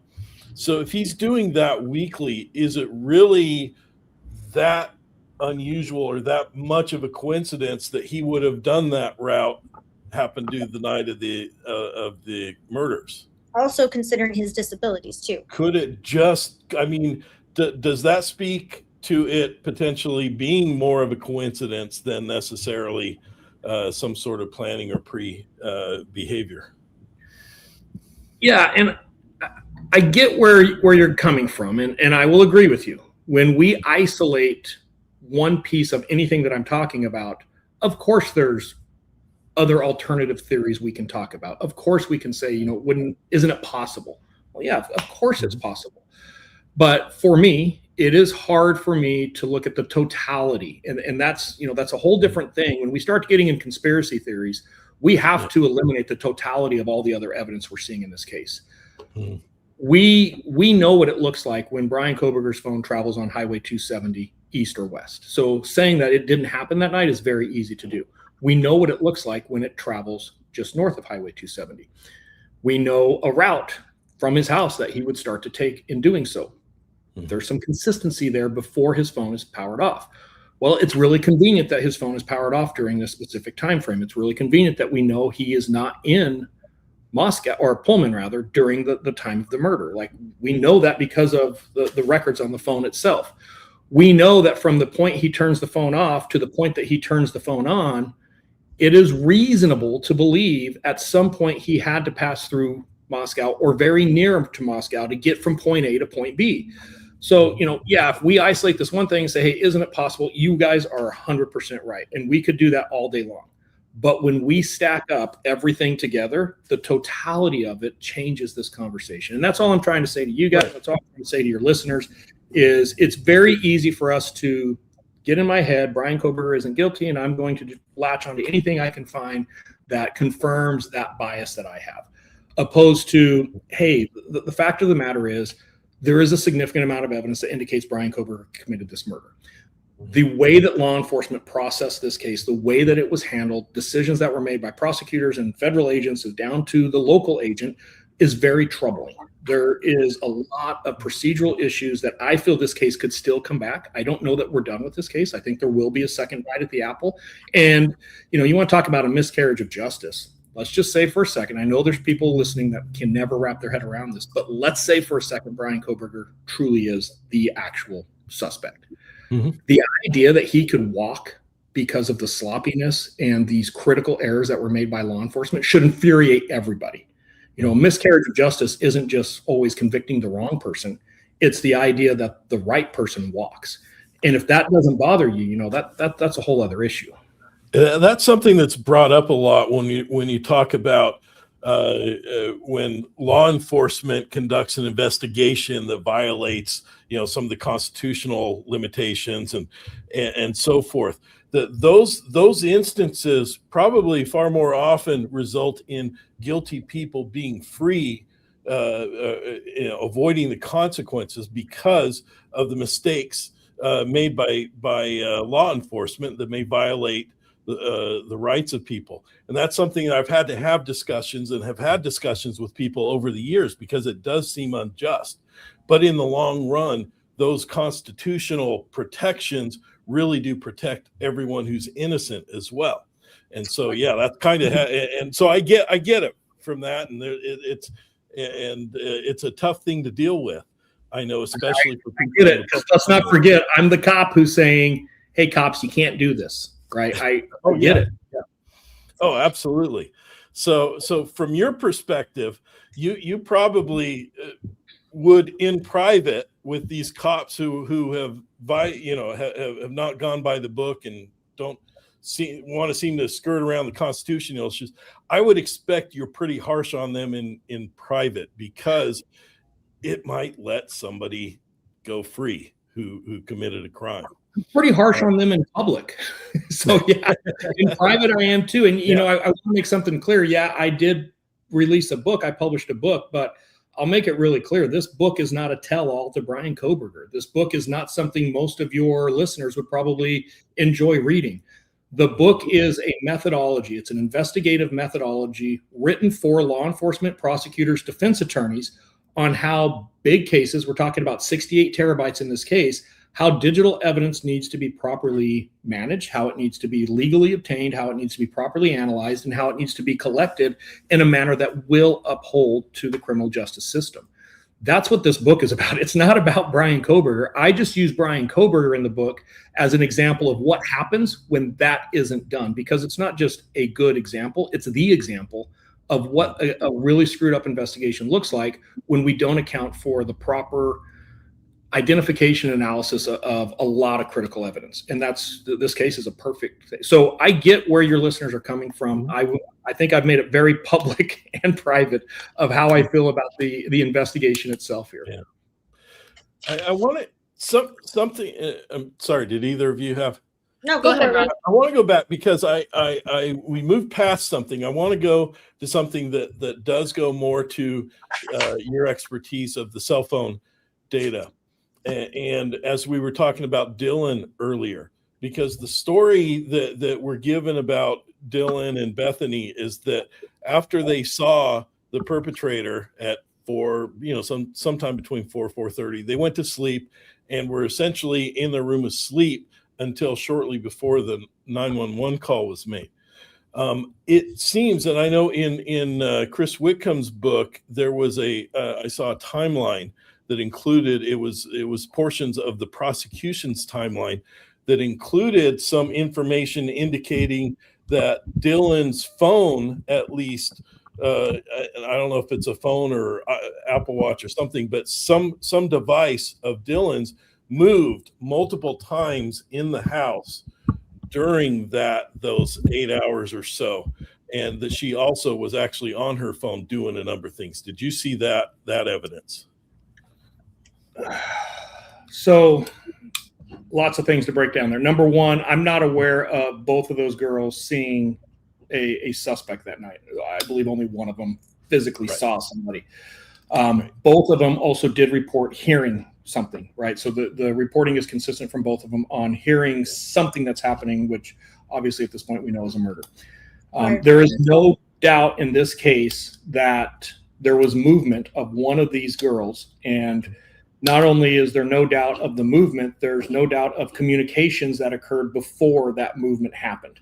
And I've got no reason to question why it was done, where she went, and why she went there. It's very clear. And when we start talking about ways that you can corroborate people's statements, or you can actually lend a little bit more credibility, again, we're going to have to get into this conspiracy on top of everything else that is made up to frame. And why are we framing Bryan Kohberger of all people? But let's just assume we're still framing this conspiracy where we're going to stick this on Bryan Kohberger. Right. The text messages that are sent between the two surviving victims in that house, and the timing of those text messages, the content of those text messages, you have to put both of them clearly framed as part of this conspiracy. So now on top of all these other things you've been able to pull off to frame Bryan Kohberger, you now have to get them 100% involved in the giant conspiracy, and then completely change their pattern of life when the crime happens. some of the text message, and I'm not going to go into details because I don't know what's been released. I don't know what isn't. And I refuse to stay caught up on this case of what the data dumps are happening when. My personal experience are the content of those text messages are two girls who are absolutely terrified for their life at that moment. Do they make terrible decisions afterwards? 100%. Should we question those decisions? We should, because they are terrible decisions. But do I have any reason to believe that they faked it and that they intentionally sent text messages back and forth with certain content just to make it look like, that part of this conspiracy? I think that's a stretch for any logical person to make.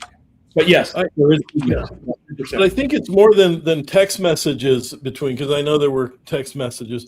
There was actually phone activity that I saw on that where Dylan was, and I think it was Dylan, was on various websites, including things like Indeed.com and job search stuff in the hours between 4 and. I would caution anybody to judge any phone activity from the time the murders happened until the time 911 call is made until you're physically seeing that evidence. I think you'll be surprised that what you're describing is probably not the case. And let me remind you all of something really quick. The Karen Reed case, there was kind of a mockery that happened in that case because everybody was convinced that a person involved in that case searched how long does it take to die in the snow at 2:30 something in the morning. And when the facts of the evidence actually came out in court, it was very clear that search happened at 6:30 in the morning. So I would caution people who are not trained, and just because I have a YouTube, and I'm not, I promise you guys, I'm not talking about the three of you right now, but just because I have a true crime podcast, that doesn't make me an expert in forensic digital evidence. So when I start hearing things like that and we start seeing things being circulated around, I would caution everybody from making any statements about what those two girls were doing on their phones until they see the physical evidence. And more importantly, they understand what that evidence means. Because we saw it on a national stage with Karen Reed, some very smart people made a critical mistake that made that search history 4 hours different than it was reported. What physical evidence have you seen that would help us wrap our head around what you're saying right now? Because the evidence that we're seeing is different. The physical evidence that I feel very comfortable with is the text message content, who they're calling at a critical time, who's answering and who's not answering, and then are you referring up to the murders or following the murders or right around the time? Right around the time of the murders. I'm going to say right after the murders because it's very consistent. If you read the text messages, it's very clear. And, and I will push back. I heard it on a previous guest that you guys had that, well, we don't really know when these crimes happened. And that is absolute nonsense. That is a statement from somebody or somebody who's trying to either weave a story or just doesn't understand the evidence. This is a case where at 4 a.m., there's actually a lot of activity going on in that house. And we can look at history, and this is where pattern of life is so important. And I hope people are understanding when I start talking about pattern of life, why it's so important. We can see what normal behavioral patterns look like for everybody involved in this case. And then we can see some things happening that you can't ignore. You can't ignore the white car driving by the house 3 times and then speeding away. We can't ignore hearing a dog bark. We can't ignore hearing certain things or seeing certain text messages. Like there's clear something happens right around a few minute time period, and we see a dramatic change in pattern of life on all of the devices, all 4 of them. So, for us to sit here and say, well, we really don't know when the crime is. It could have been the next morning. It could have been as early as 1:30. That's absolute nonsense. That's somebody who's crafting a story that just doesn't match the evidence. Can you describe what some of those pattern of life changes were? Somebody looking or accessing things they normally access right up to a very specific time frame, and then that phone never being used again. Matching text message content of somebody saying, oh my God, what's happening here, to that effect. There's clearly a change where a lot of activity stops on 4 phones and there's an absolute panic on the other 2 phones. That's probably the best way that I can frame it.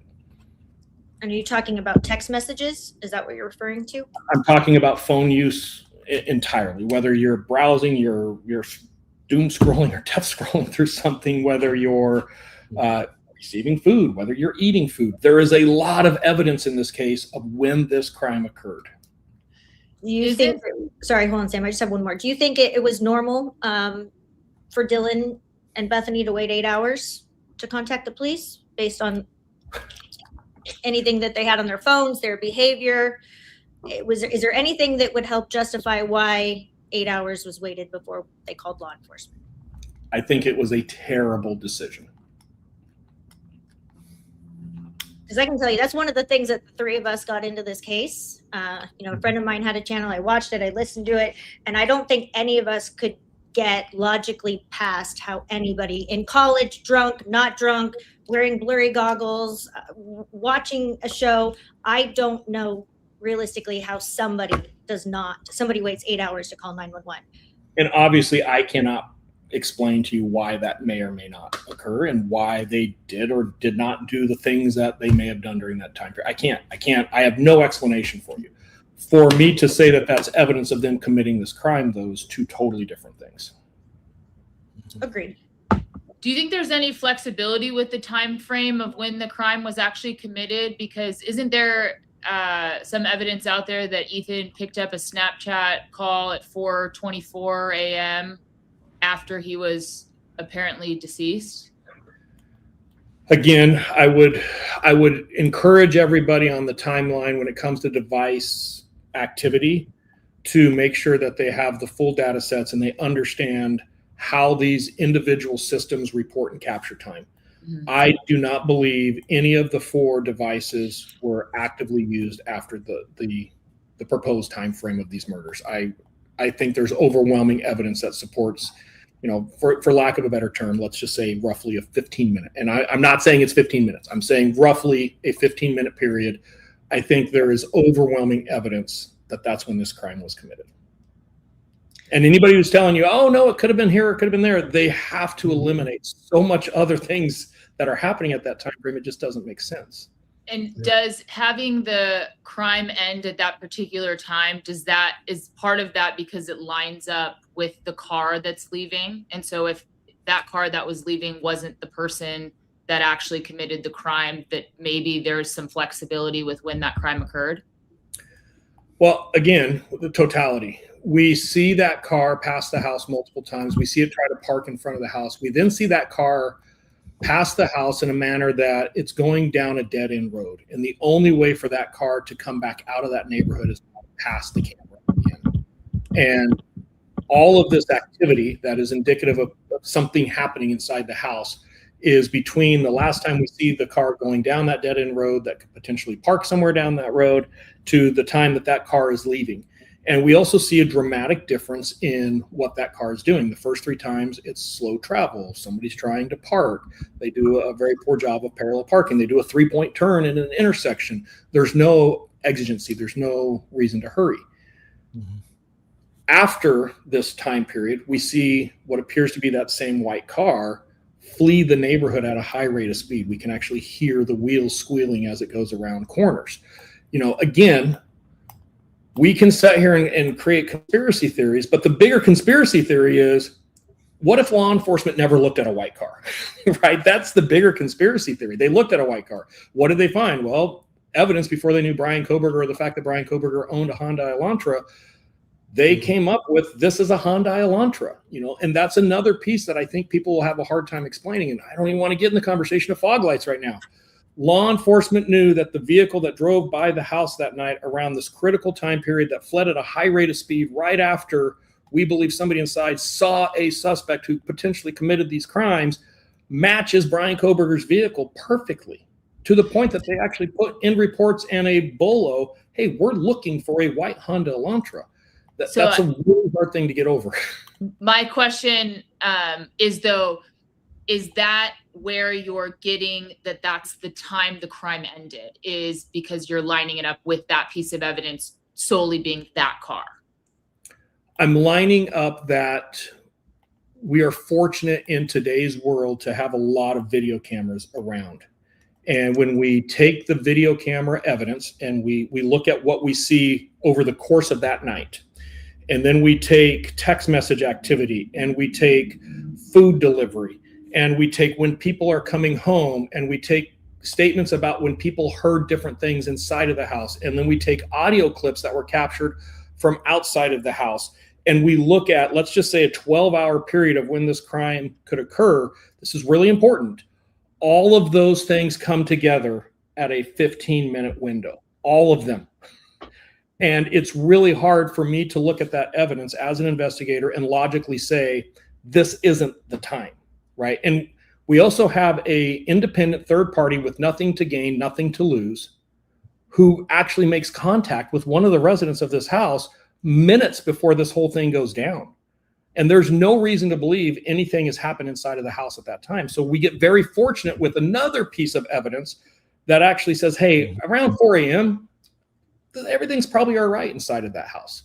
So yeah, I want to be really clear. Again, it's the totality. It's when you stack all these things on top and then say, well, it's not around that 15-minute window shortly after 4 a.m. You have to ignore an overwhelming amount of evidence to make that statement. Okay, we're going to get to Molly McMichaels. I don't want to lose my train of thought, but we're going to get to her because her credibility is a little sketchy. But it sounds like everything you're just describing right now is all circumstantial evidence. We cannot affirmatively put him in the house, right? We cannot affirmatively put him in that car. We cannot affirmatively, absolutely, beyond a reasonable doubt, say that was his car. And there are a lot of issues with that car that I think are worthy of conversation and investigation. The problem is, you keep saying that there's this overwhelming evidence, and I do believe that there is, but we haven't seen it. And what we have seen has been altered, redacted, and then we have your report that's saying this is so not an error, this was intentional. And it's like, how are we supposed to trust anything they've done in this investigation? Because it's been the worst investigation in your entire 30-year career. So everything that I'm hearing is all circumstantial. And there's a reason that I made the conscious decision to be a defense expert in this case, having never done that before in my career. And it's because, Kristen, you're hitting it right on the head. When and I'm saying we as law enforcement, when we as law enforcement investigators make the errors that were made in this case, we have completely corrupted the public trust that is necessary and required to actually be effective at enforcing the laws, being effective in the criminal justice system. Like we've ruined that credibility. And this is why I've been so outspoken on this issue is I want to make it really clear. You're right. And if this case was done properly, we wouldn't be having this conversation. If things were followed up on properly, if things were investigated properly, we wouldn't be having this conversation because that overwhelming evidence would be known, because I suspect there would have been a trial. We wouldn't be questioning the way that some of this evidence was obtained and the manner that some of it was concealed, right? So you're 100% right, but that doesn't change the fact that Bryan Kohberger is still our best candidate for this crime. And I do believe a proper investigation would overwhelmingly show that. I wish I could put a PowerPoint together and walk you through from the very beginning to the end, because I think it would dramatically change. You would not want him as a client, I'll just put. Excellent candidate. I think the other one might have been, or most likely candidate. One of the issues that we have talked about, the three of us with this case, is that, and I think we can get into this with the two identified phone numbers on the cell data side, but was there really any follow-up or investigation regarding alternate perpetrators or other people? Because there's a lot of suspicious activity that doesn't even look like it was followed up on, kind of like the testing in the house. We kind of decided to test some stuff and not others unless we haven't seen it. But an excellent candidate is not beyond a reasonable doubt. So that's just kind of where we as lawyers, how much was done to follow up any possible alternate theories? Yeah, and some of this I can't talk about, but I can tell you this. If I felt that there was another potential, and I'm not talking excellent, if I had come across another potential candidate that I feel very likely could have committed this crime, I would not be quiet about it. It wouldn't be some secret that I put in my back pocket. I think I've made it very clear that when I see something that I agree with or don't agree with, I am vocal about it. I document it. I capture it. There's a lot of follow-up that was done. Some of it was done very well. Some of it was not done well. I've been very clear about that. I haven't seen anything that would suggest there's another perpetrator in this case. Not saying it's not outside the realm of possibility. And unfortunately, because of the nature of the investigation, some of that we may never know. Is it fair to say that you've had access to all of the information and discovery regarding the different areas of this case? Because I know there were multiple experts. Is it fair to say for you to say that maybe the follow-up wasn't done the way you have done it, but did you have access to all of the evidence that, say, Ann Taylor had access to? I can't speak to that because I don't know. I only had the evidence that I was provided. I don't have a master sheet of everything that was seized, to everything that was provided in discovery, to everything that was given to me. What? Now, I know you have a background in crime scene investigation and a very good one. How much were you involved in the defense's strategy and evaluation of the crime scene investigation and other things beyond the cell data? With the crime scene itself, a crime scene, and I think people who have never worked in a crime scene like this, and I have. There was a statement by one of your guest speakers the other day that nobody else on this case had ever worked a mass homicide, and nobody's ever worked a K-bar related murder, and that's just absolute nonsense. I can tell you right now, he cannot support that in any way, shape, or form. Anybody who has not physically processed a crime scene like this, it's very easy for us to get in this headspace that we watch or we read and hear all these things, and we're like, oh, how could they possibly do that? That's just not how it works in a crime scene. We don't know what we're looking for when we go into a crime scene. We could discover everything. We can discover nothing. So it's very fluid. Mistakes will always be made. I will argue there will never be a perfect crime scene processing case. There won't. There's always mistakes made. And that's no lack of training. It's no lack of experience. It's a very difficult thing to process. And it's very easy to make minor mistakes that grow into very large mistakes. With that said, I believe that this crime scene processing is acceptable. Could it be better? Absolutely. Could it close some of the gaps that you guys are raising? 100%. I've been very vocal. There's things that could have been done better. I don't see anything at the crime scene that changes the narrative of this case, though. And, is there something that could have happened that I'm just not seeing that's possible? Sure. I'm not going to disagree with anybody on that. But I think it's important that we realize this isn't a terrible crime scene either. There are some questions, but we have some pretty good stuff that did come out of this crime scene. When you talk about, sorry, I'm going to swerve left, the Google geofence, I know that I think it was mentioned in Tom Slavinsky's report where he says that Mallory states on November 20th, Google was asked for 2 identifiers. And it sounds like of the 2, we can identify that Molly McMichaels was one of them by the last 4 of her cell phone. But who was the other identifier? I do not know. I can't tell you that. And it's not that I can't tell you because I can't tell you. It's because I don't know. Okay. And do you know, or are you familiar at all with the procedure that would have gone into determining who those 2 identifiers were going to be? I am intimately familiar with that process. And there's something that for you and your listeners that need to take this into consideration.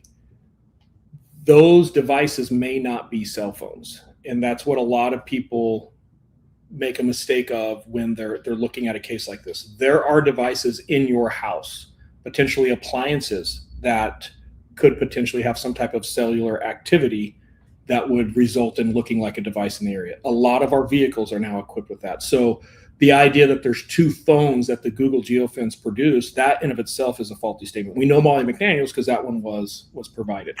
We don't know the other one because we don't know what the other device was at this time. It could have been a car. There's a lot of things it could have been. So it doesn't necessarily mean that's a person walking around is where I'm headed with that. How do you identify the distinction between a car or a phone? Because that seems like it would be pretty easy to make a distinction about. It could be, depending on what the device is and the follow-up that's done. I haven't seen the records that I would need to see to be able to answer those questions for you. I just haven't seen them. I would love to, but I haven't. I think your report, I don't have your exact words, but you indicate that there was no follow-up done with that phone number. I don't only indicate that there was no follow-up, I actually articulate ways that follow-up could still be done on some of that. So yeah, I'll lean into that one with you guys, that, you know, that's a hole we can plug pretty quickly. And how did they get those two numbers? It was the Google geofence.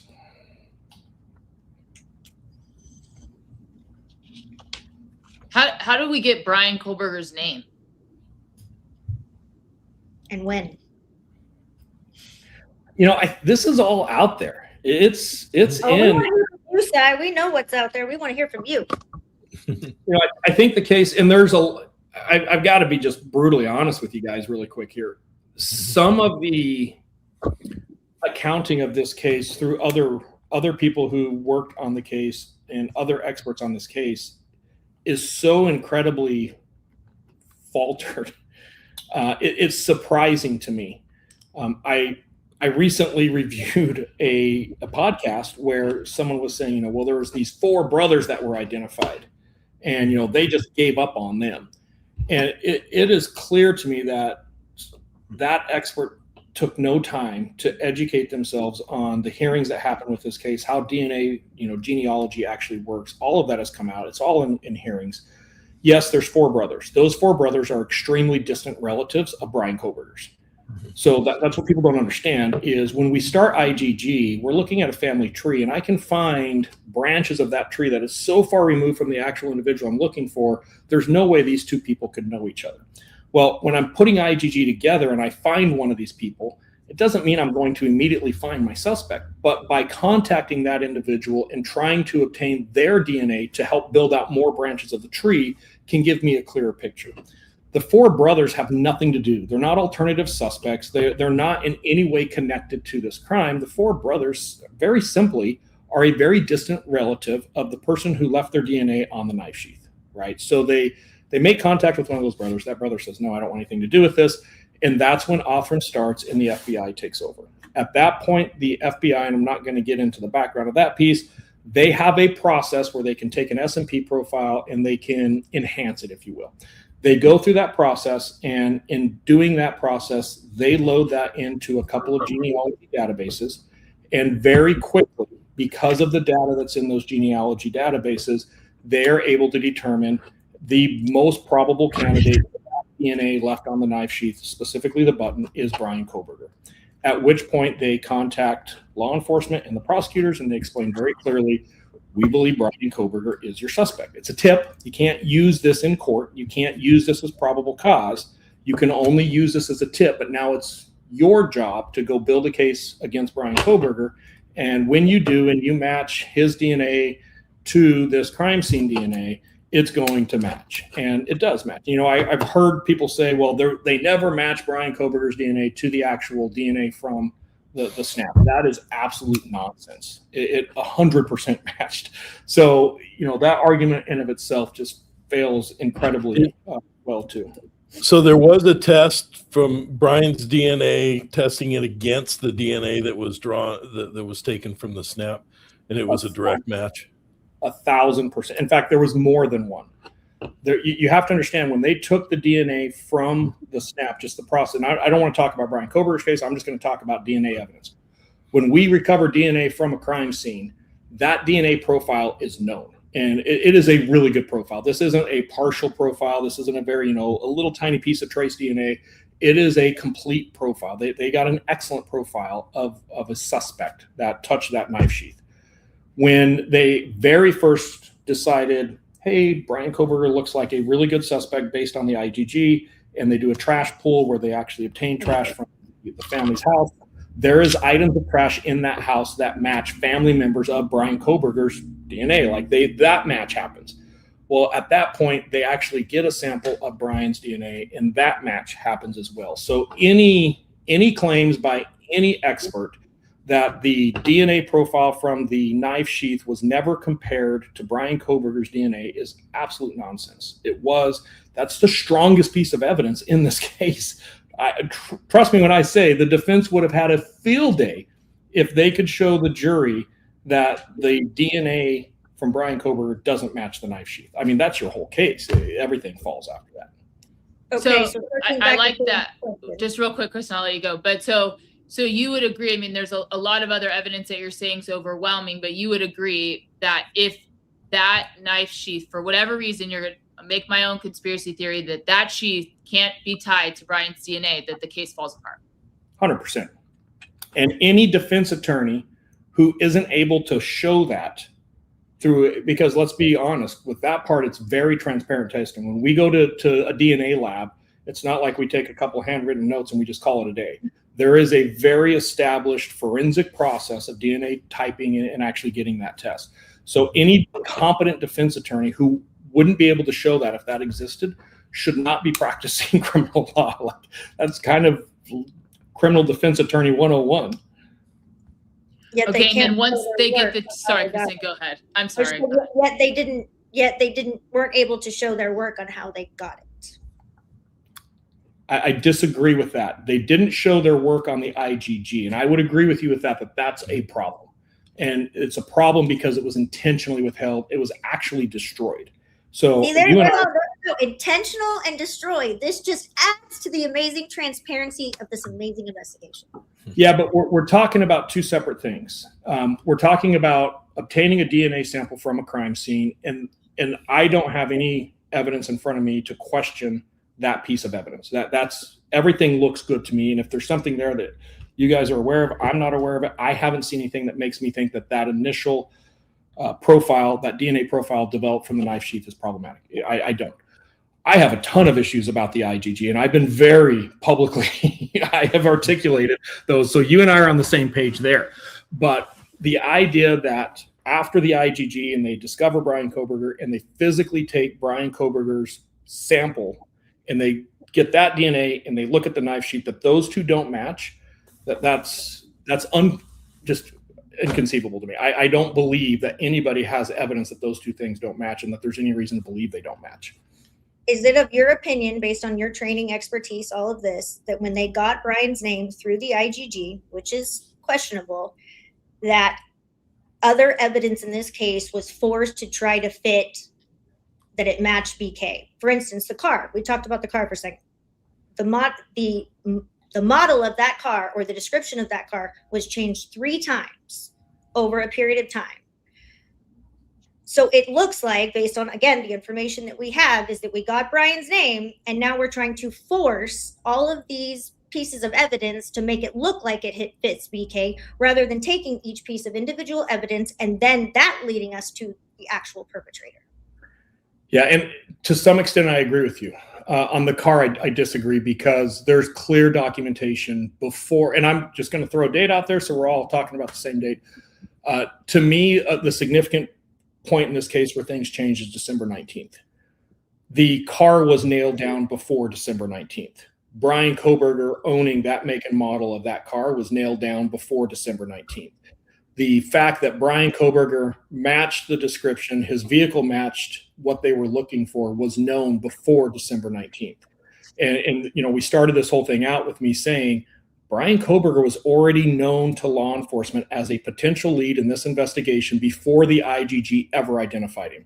And that, in my opinion, is one of the biggest errors in a law enforcement investigations that we're ever going to see in our lifetimes. Like, this is the colossal error of, don't do IgG, just work the case and you will get to Bryan Kohberger. And I think that's really important to say. Now, to your point, Kristen, I couldn't agree with you more. And I've been very vocal. Read the book. The book is very clear.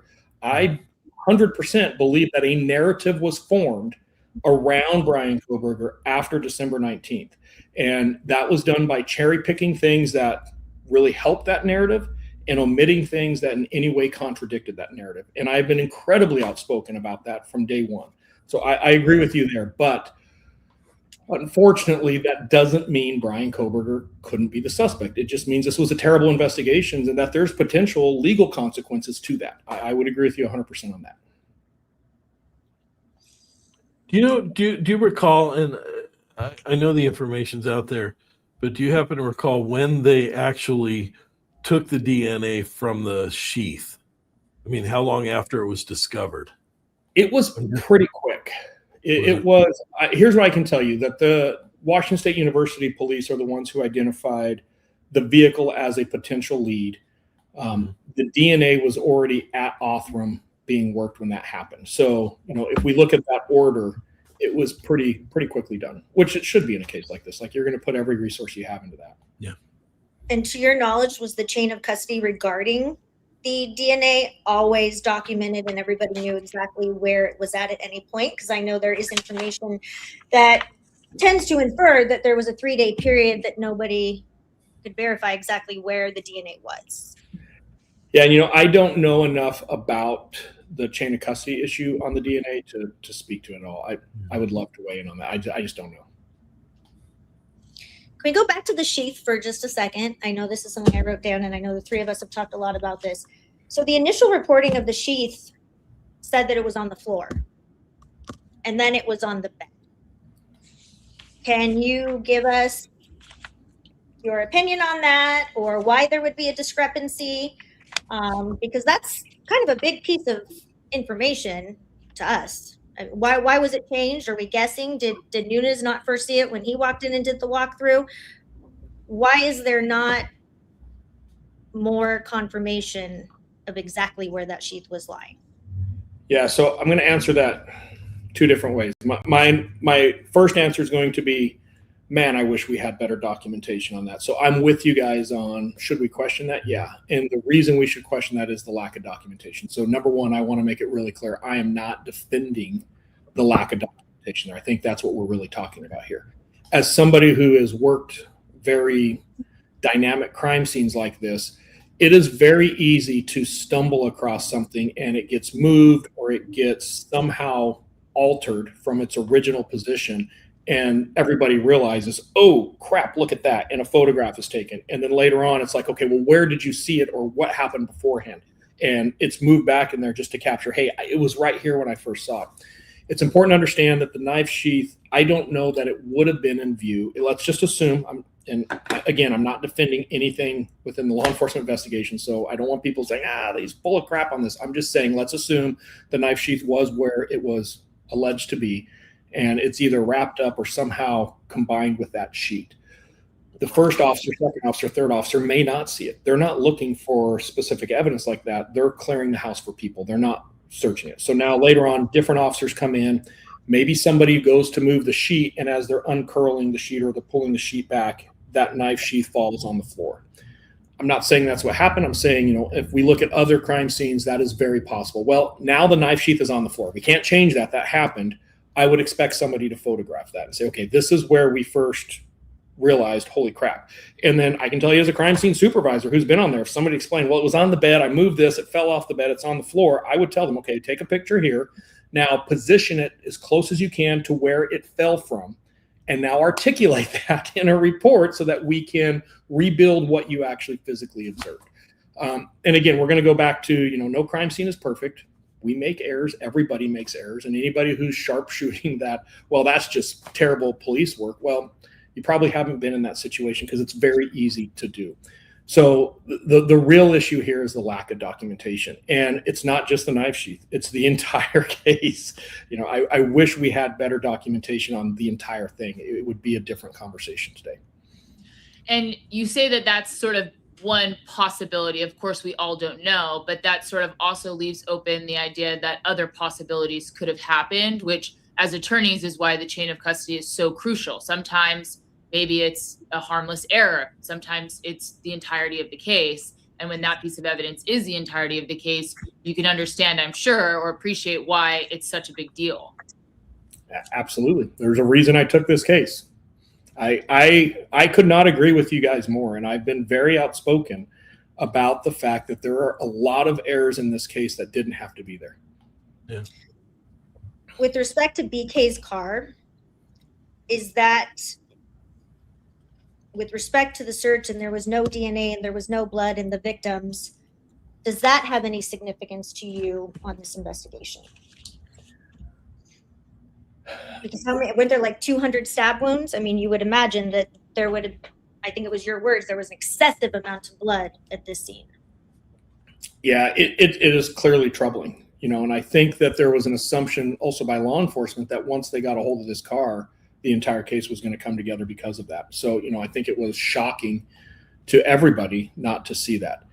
Is it possible? 100% it's possible. You know, we have to factor in a couple more details here. We're dealing with somebody who understands crime scene forensics to some extent. I don't think by any means they're an expert. I don't think that they had this locked down really well, but there was a basic understanding about evidence transfer, if you will.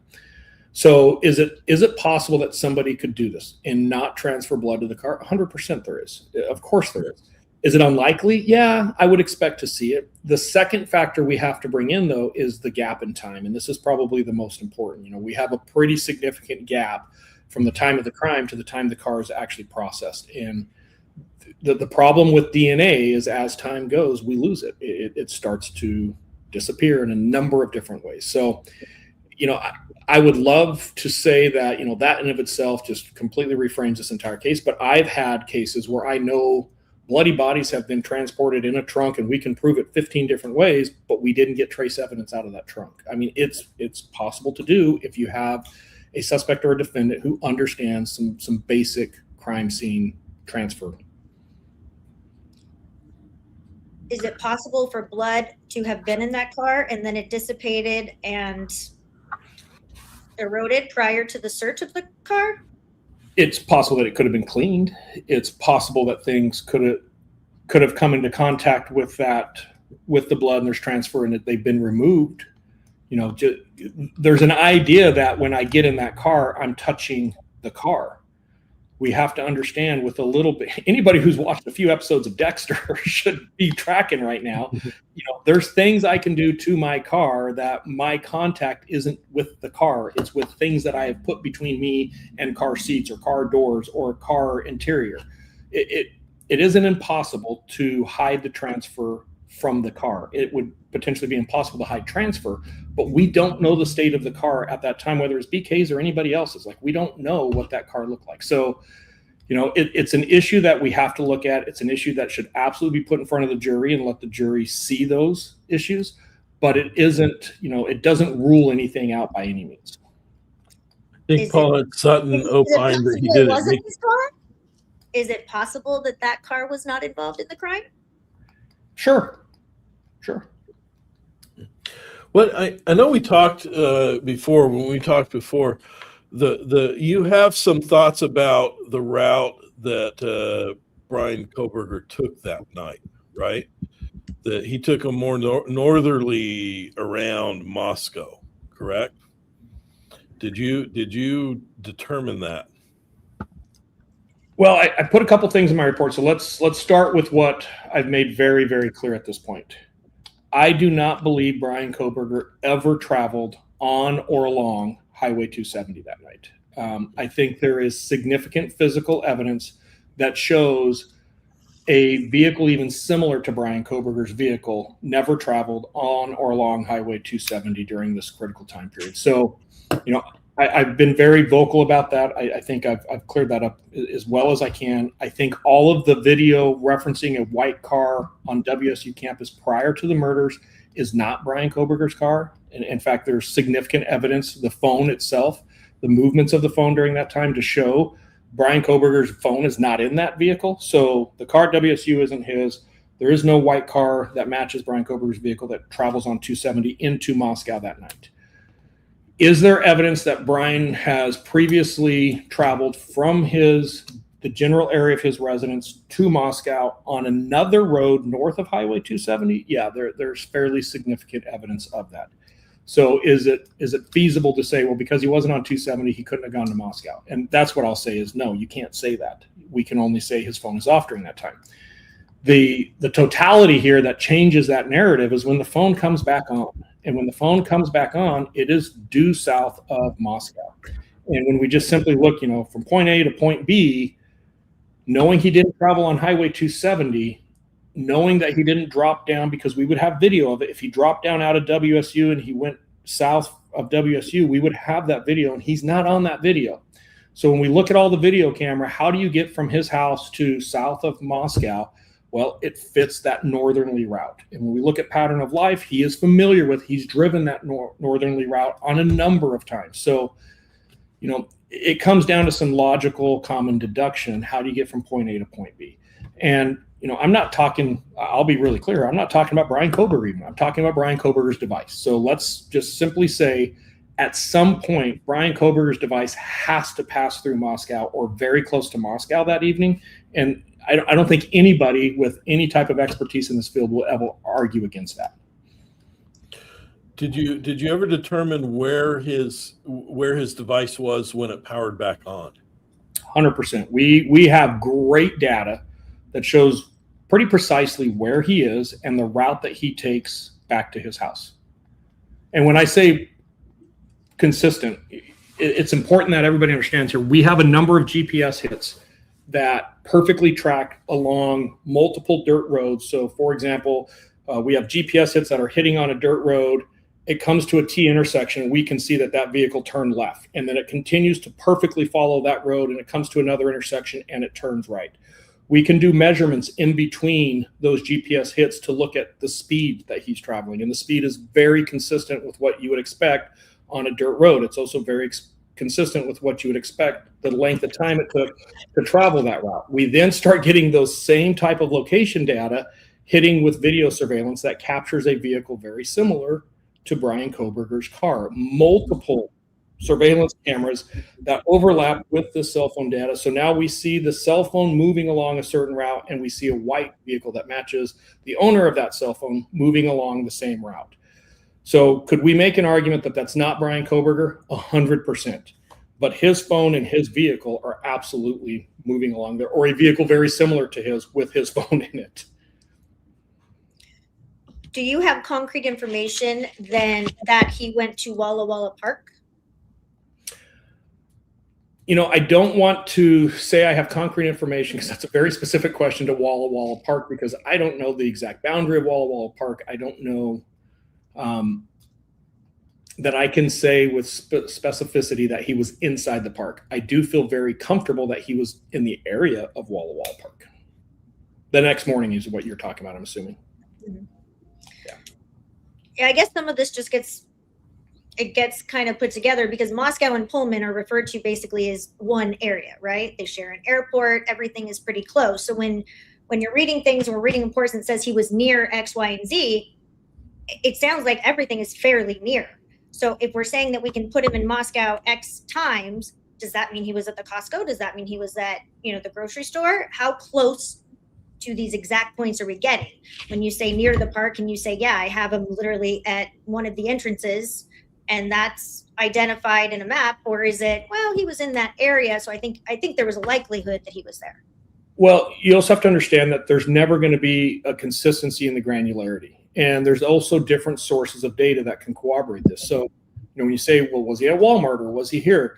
There is point of purchase sales. So there is things we can do to go look at, hey, we know his debit card was swiped at this store at this time, and it matches up with this cell site. So at this particular time, we can say he was in Ross, where, maybe 99% of the other times he's using that cell tower, we can only say he's in Moscow. So we have to keep in mind, and this is where I keep going back, and I understand that there's frustration because the world hasn't seen this, and this is why there needed to be a trial on this case.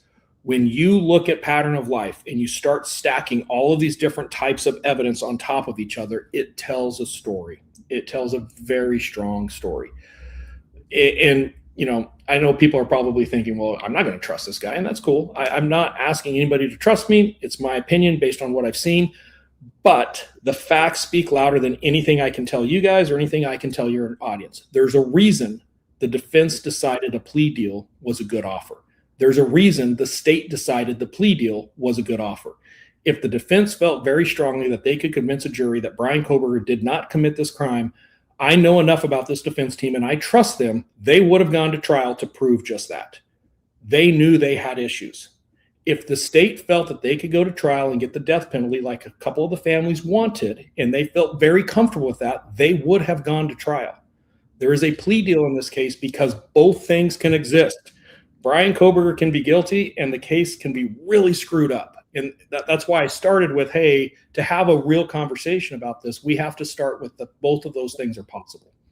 Totally, but it's also possible that he's innocent and took a plea deal, right? All of those things would be possible because there may be a number of reasons why a defense team would determine based on, for example, an extreme amount of data that they cannot process in a short amount of time, repeated rulings that are against them, and just somebody's decision to potentially take a plea deal because they think that that's the best option for them in their life because they're concerned that they're going to be convicted, that they may also accept a plea deal. 100%, especially on a death penalty case, right? I get that there's motivations there, but I think it's important to say if some of this evidence was so glaringly off as some of the things that I've heard over the last couple of years, you would think a defense team could have a field day with this in court. And, that's a case I would very much like to watch happen in court. Okay, and when you say defense team, when they took the plea deal and Bryan accepted the plea, we obviously know that Dr. Turvey was not privy that those negotiations were going on, and not saying that that was mandatory for him to be part of that is outside the scope. However, defense team, when they decided to accept that plea deal, who was that? Was that Ann Taylor? Was it Bicca Barlow? Did Bryan's mom have anything to say? Like, who made that decision? Do you know? Yeah, so a couple things. Let's back up to what you started with when you opened there. And you three are attorneys.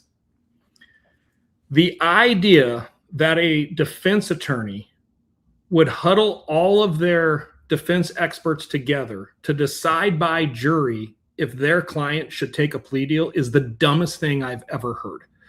The idea that Dr. Turvey believes he has to be consulted in order for the defense to encourage or accept a plea deal is the most ludicrous thing I've ever heard an expert say. There was regular meetings between the defense team and the defense experts. And Dr. Turvey himself said, no, I left there Thursday. We had a whole game plan. The idea that Ann Taylor didn't know some mystery piece of evidence because Turvey hadn't told her and she needed to consult, at least in his memory, the way that he's framing this is ridiculous. And I would expect you as three attorneys to see the truth in that, right? Defense attorneys don't consult with their defense expert teams to necessarily look at a plea deal. Now, a question could come up, and maybe some questions did come up, but maybe not for Dr. Turvey. There's no reason for Ann to huddle together there. So number one, I would completely dismiss everything Dr. Turvey said about him being misled and the defense. That is just, Dr. Turvey has an axe to grind with Ann Taylor because of what Ann Taylor put into a statement. And that's all we're seeing there, right? That's all that's there. So number one, I would expect a competent defense attorney to weigh their options and to discuss those options with their client, and their client makes that decision. Who Bryan talked to, who he consulted with, who he relied on, and why he made that decision, only Bryan Kohberger can answer. So I can't answer that. It did not surprise me that Bryan Kohberger took a plea. It did not surprise me that the state offered a plea.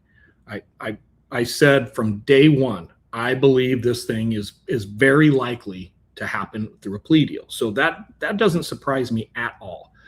I guess I'm struggling to understand why everybody's so worked up or confused on why Bryan Kohberger would accept a plea, or the lack of communication between defense team and defense attorneys.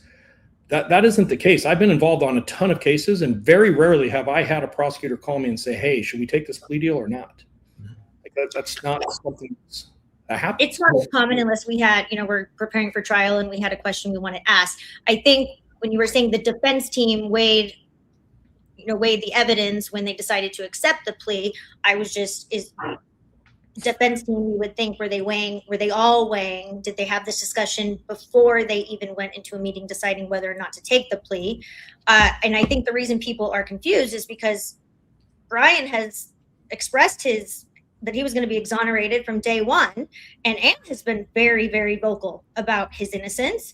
And Thompson, on the flip side, was very vocal that we don't know everything they have, and they have so much evidence that this is not even going to be a question if there's reasonable doubt. So I think, on the eve of 3 years getting it ready to go into trial, a plea deal was surprising. Yeah, I think part of the issue, as I understand it from Dr. Turvey, is that number one, Ann Taylor had been going to the judge over and over and over saying, they're not giving me the documents, or I'm not getting everything I need. I need more time to analyze this. And apparently there was a big document dump in the week prior to the plea. And I think it was also at that time that they were looking at the chain of custody for a number of items of evidence, including the sheath. That was something that was so recent that had come up. I think that's kind of the context of what Dr. Turvey was saying. But you're right on point there, Ron. But there was also something that was really critical when that document dump happened. And it's an open court. Anybody can go back and look at these transcripts. Ann requested a continuance, and she made a very good argument that, hey, I don't know what I have. And I think the judges, and to me, this was a really interesting statement. You can't ask for the world and then complain when you get it, right? So it's almost like, how dare you as a defense attorney ask for evidence, and when you're provided it, complain that you don't have time to review it on the night before trial? And I'm obviously using a statement there. I would be furious at a judge who made that comment to me as an attorney if I had been trying to get this and all of a sudden, well, here you go on the eve of trial. 100%. So I can kind of see where she would be on that. And more importantly, what she said next. Your Honor, I cannot effectively represent my client without this continuance. We have the lead defense attorney saying in open court on the record, I cannot provide adequate assistance. What does that mean? The door for appeal is wide open. And, anybody who's like, well, then how does that factor into the appeal? Garza versus State of Idaho. Just go do some reading on Garza versus Idaho. Time is on their side. So, the plea deal does not surprise me when I look at the rulings we got, and I'm saying from the defense side, what happened in open court and the lead defense attorney saying, ineffective counsel, I can't effectively represent my client. A plea deal stops everything. It prevents. And why is everybody being so secretive? Because it stops everything from being discovered. The defense doesn't have to reveal their tactics. They can sit back. They can review everything now. They're going to get another bite at the apple, potentially, depending on how potential rulings come out in reference to Garza. More importantly, IGG is just now starting to have enough cases that it's being challenged at levels above State of Idaho. And, a really critical IGG ruling could completely reframe this entire case. And the idea that the AG from Idaho actually goes on a national news media and says, we risked everything for IGG. And if we lose the IGG, we lose the entire case. His words were, it would be devastating to this case. We would lose everything. The plea deal makes 100% sense to me from the side of the defense. It is a smart move. And anybody who's like, I don't know what Ann Taylor's thinking, is playing checkers while Ann Taylor is playing chess. Like, let her do her job in the way that she's representing her client the best way. And this is my outside opinion. I was not a part of the plea deal. I've had a number of conversations with Ann. I have no reason to believe that Ann does not have Bryan Kohberger's best interest at heart. I think she is vigorously defending her client in the best way she knows how to do it. For the state, you guys have hit it. There is so many issues with this investigation. This is a nightmare of a case to prosecute in front of a jury on national TV for this prosecution team. And some members of this prosecution team do not have the experience to roll with the flow of how some of this testimony was going to go down. It was going to be pretty traumatic. So the idea that the state would lean into a plea deal makes total sense. Yeah. Do you know who is making the decisions? Is it Hippler on when these documents are being dropped and what's being dropped and what's being redacted? Oh, wait, we gave you something through a FOIA that was muted. Let me get it back. Like, do you know who is making all these decisions, and why the hell are we waiting so long? I don't want to say anything about Hippler because I think he hates me, and if he ever gets the opportunity, he's going to put me in jail. So I don't know, and I'm going to shut up on anything having anything to do with the judge. I think there are issues that speak for themselves on a handful of the rulings, and I think some of his rulings do not survive appeal, and I'll leave it at that. You just answered my next 3 questions. So, all right. Fair. So something that's a little out there, I guess, but I just wanted to ask about is the deal with the FBI, that the way that came about through the FBI, that they went back to Moscow police. Here's, Bryan Kohberger, but this is a tip. You can't, use this. Nothing more than a tip. Is there something potentially involving a misuse of FISA that could have been involved in this? No. No comment or no? No, FISA has nothing to do with it. I mean, it's all out there. It's in the court hearing is very clear on what was done. And, let's talk about expectation of privacy really quick. You all three have to do a DNA test. You're required for family genetic genealogy. And you have to upload your DNA into a database. And when you create your profile, so Sam goes in there, she creates her name, and she goes to upload this DNA sample that she just did. And in creating her profile, she gets to a screen, and the screen gives her two options. Do you want to load your data into a profile that is police friendly? We share this data with law enforcement to try to solve cold cases. Or would you prefer to load your data into a database that is prohibited from law enforcement access? What database would the three of you choose? The one that law enforcement doesn't get it. As well as about 92% of Americans today, right? So which database is the bigger database? In this case, what was done is I can load an S&P profile. I don't have to load saliva. So I go to Ancestry.com, I do the swab. Ancestry.com will actually give me my SNP profile, my S&P profile. I can take that S&P profile and I can go to GED Match and I can load that S&P profile into GED Match and I can see who family members are. Well, if I was to send a search warrant to GED Match and I was going to try to go into that prohibited database, GED Match would tell me to get lost. I would be in clear violation of the DOJ policy. So it's kind of hard for me to write a search warrant against. It's hard for me to articulate a policy that I know, or a search warrant that I know is against policy. So what was done in this case is the FBI went in and they created fake consumer accounts and they uploaded the S&P file from the crime scene as their own DNA profile. And then they got the results back. But when they had the option of protected, non-protected database, of course, they went into the protected database. This is something that is expressly prohibited by DOJ policy. The reason Othram won't do that is because Othram doesn't get paid if they violate DOJ policy. So Othram ran to it to a point to where the FBI made the conscious decision of, hey, we're going to violate our own policy because we feel it's in the best interest of the case because of the nature of this crime. And they took the path that they did. I do not believe that that is a reasonable thing for law enforcement to do in this case. Bryan Kohberger was already known. His name was already in a police report. He was a great investigative lead that matched almost every single thing that they had pushed out of the be on the lookout for. So the idea that we relied on investigative genetic genealogy is exactly what I was saying in the beginning. It's law enforcement relying on technology opposed to just good investigation. And so when we talk about good investigation and them having this lead with Bryan, do you have any other concerns with the way that some of these interviews went with everyone else? I know there was a large investigation, but it seems like just from the interviews that I've looked at that have been made public, there's a lot of questions that aren't asked and a lot of things that just seem sort of left undone, which in a lot of ways, I think if you have nothing to do with the crime, may make you look like you have something to do with it because you haven't been asked the right question.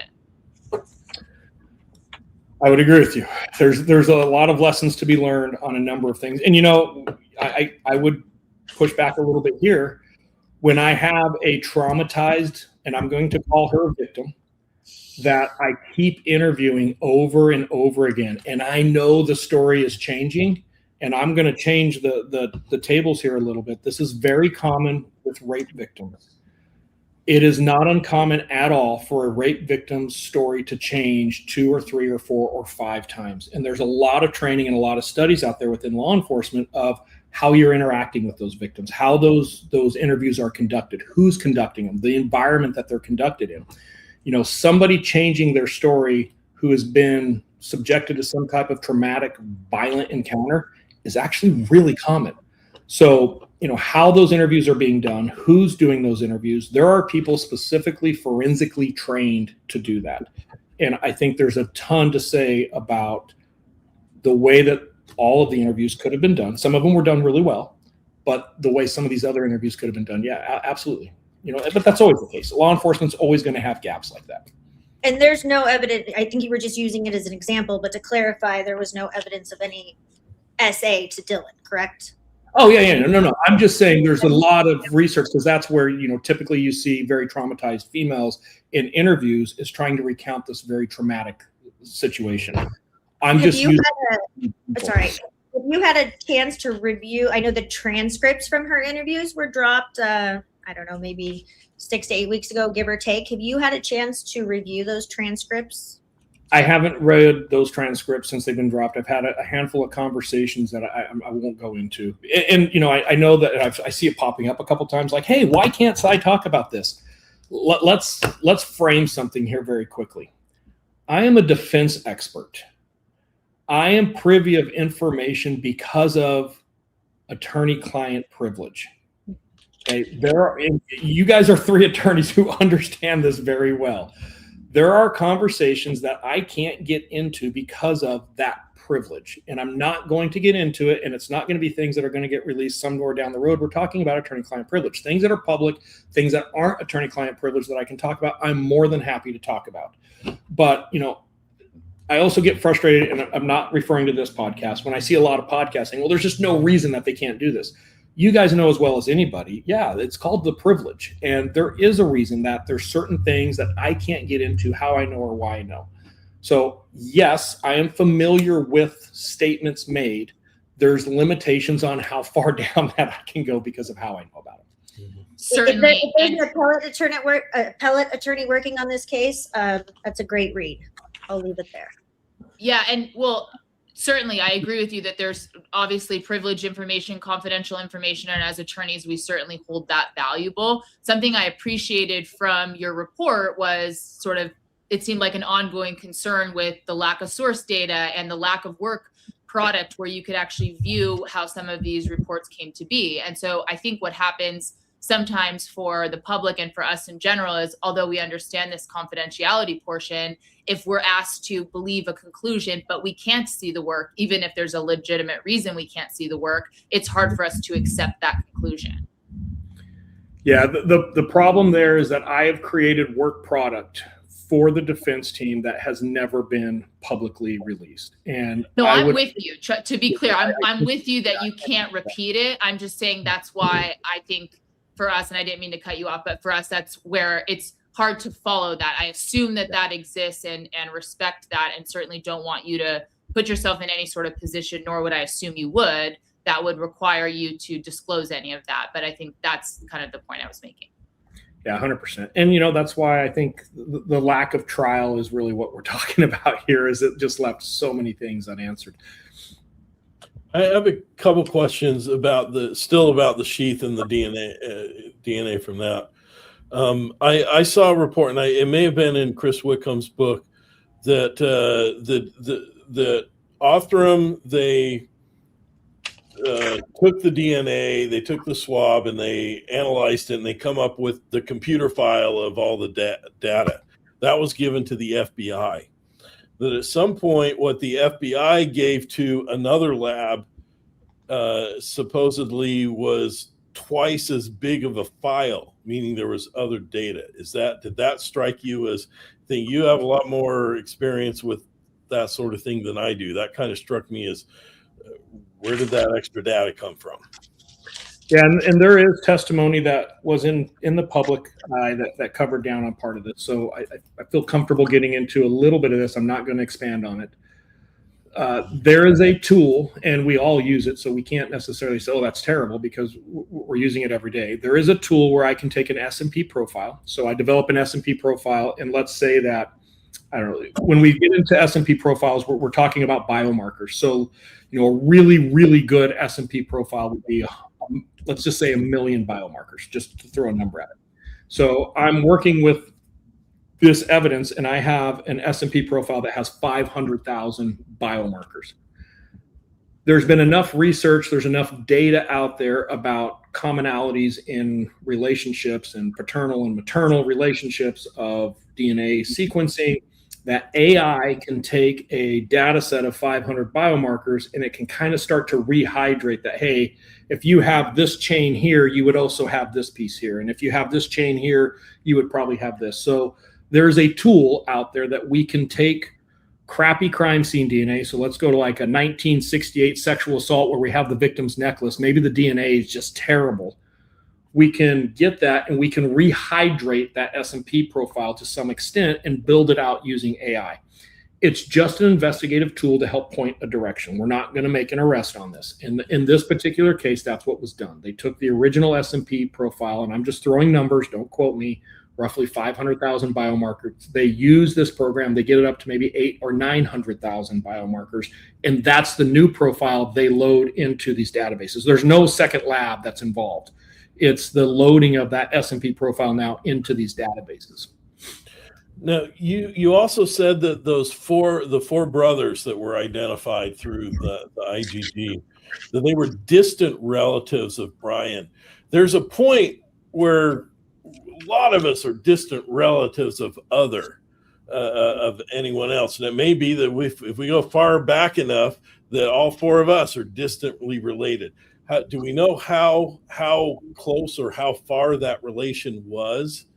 Because the closer it is, the more you're going to be able to narrow it down. But the bigger that umbrella, there's a lot of potential people.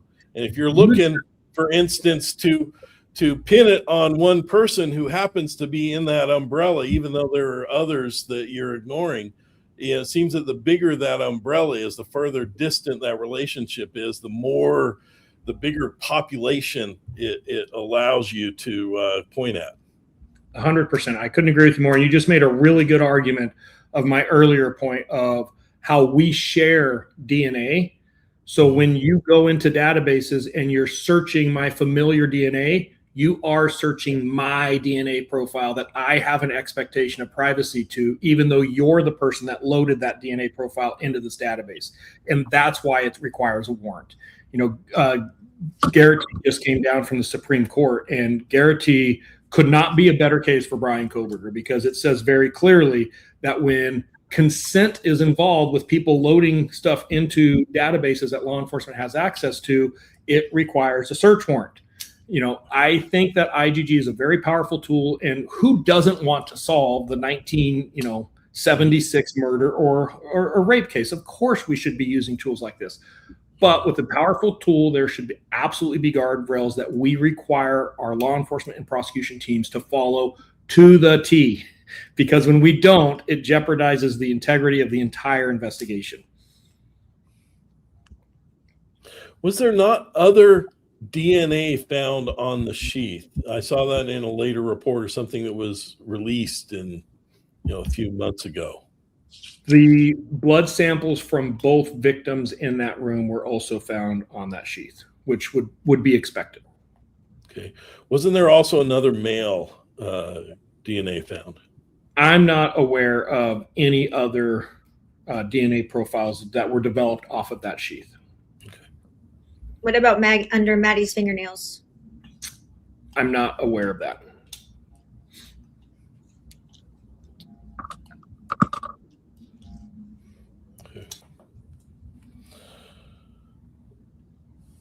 Does anyone have any other questions?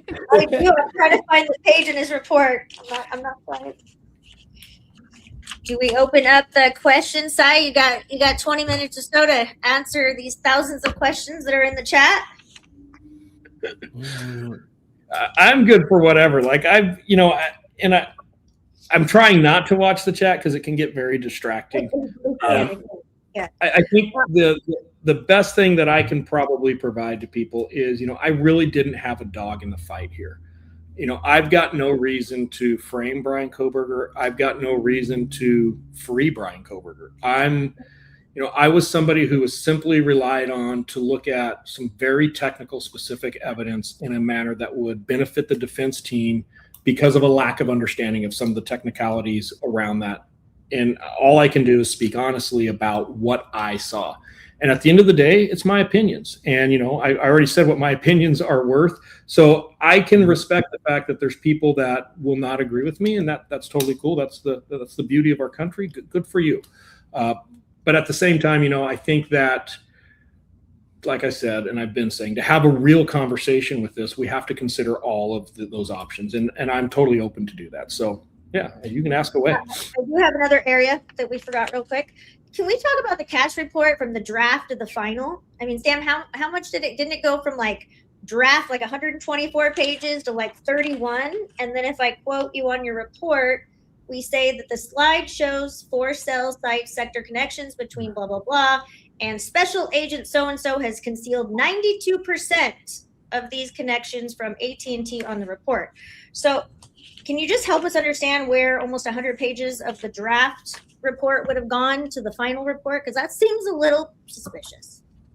Seems pretty crazy, doesn't it? Yeah, I would love to give you a really good answer. The only thing I can tell you is in between the draft and the final report, the only thing that really changed as it relates to the CAS report was my report. So after reviewing the draft report, I wrote my report, and as a result, the final report came back 100 slides removed. I don't know why those 100 slides were removed. It's a great question. I can't speak to that part. I think that requires the FBI to answer to. And when I say the FBI, I want to make sure I think that the FBI as a whole does great work. I think that the FBI typically is a very reliable law enforcement partner.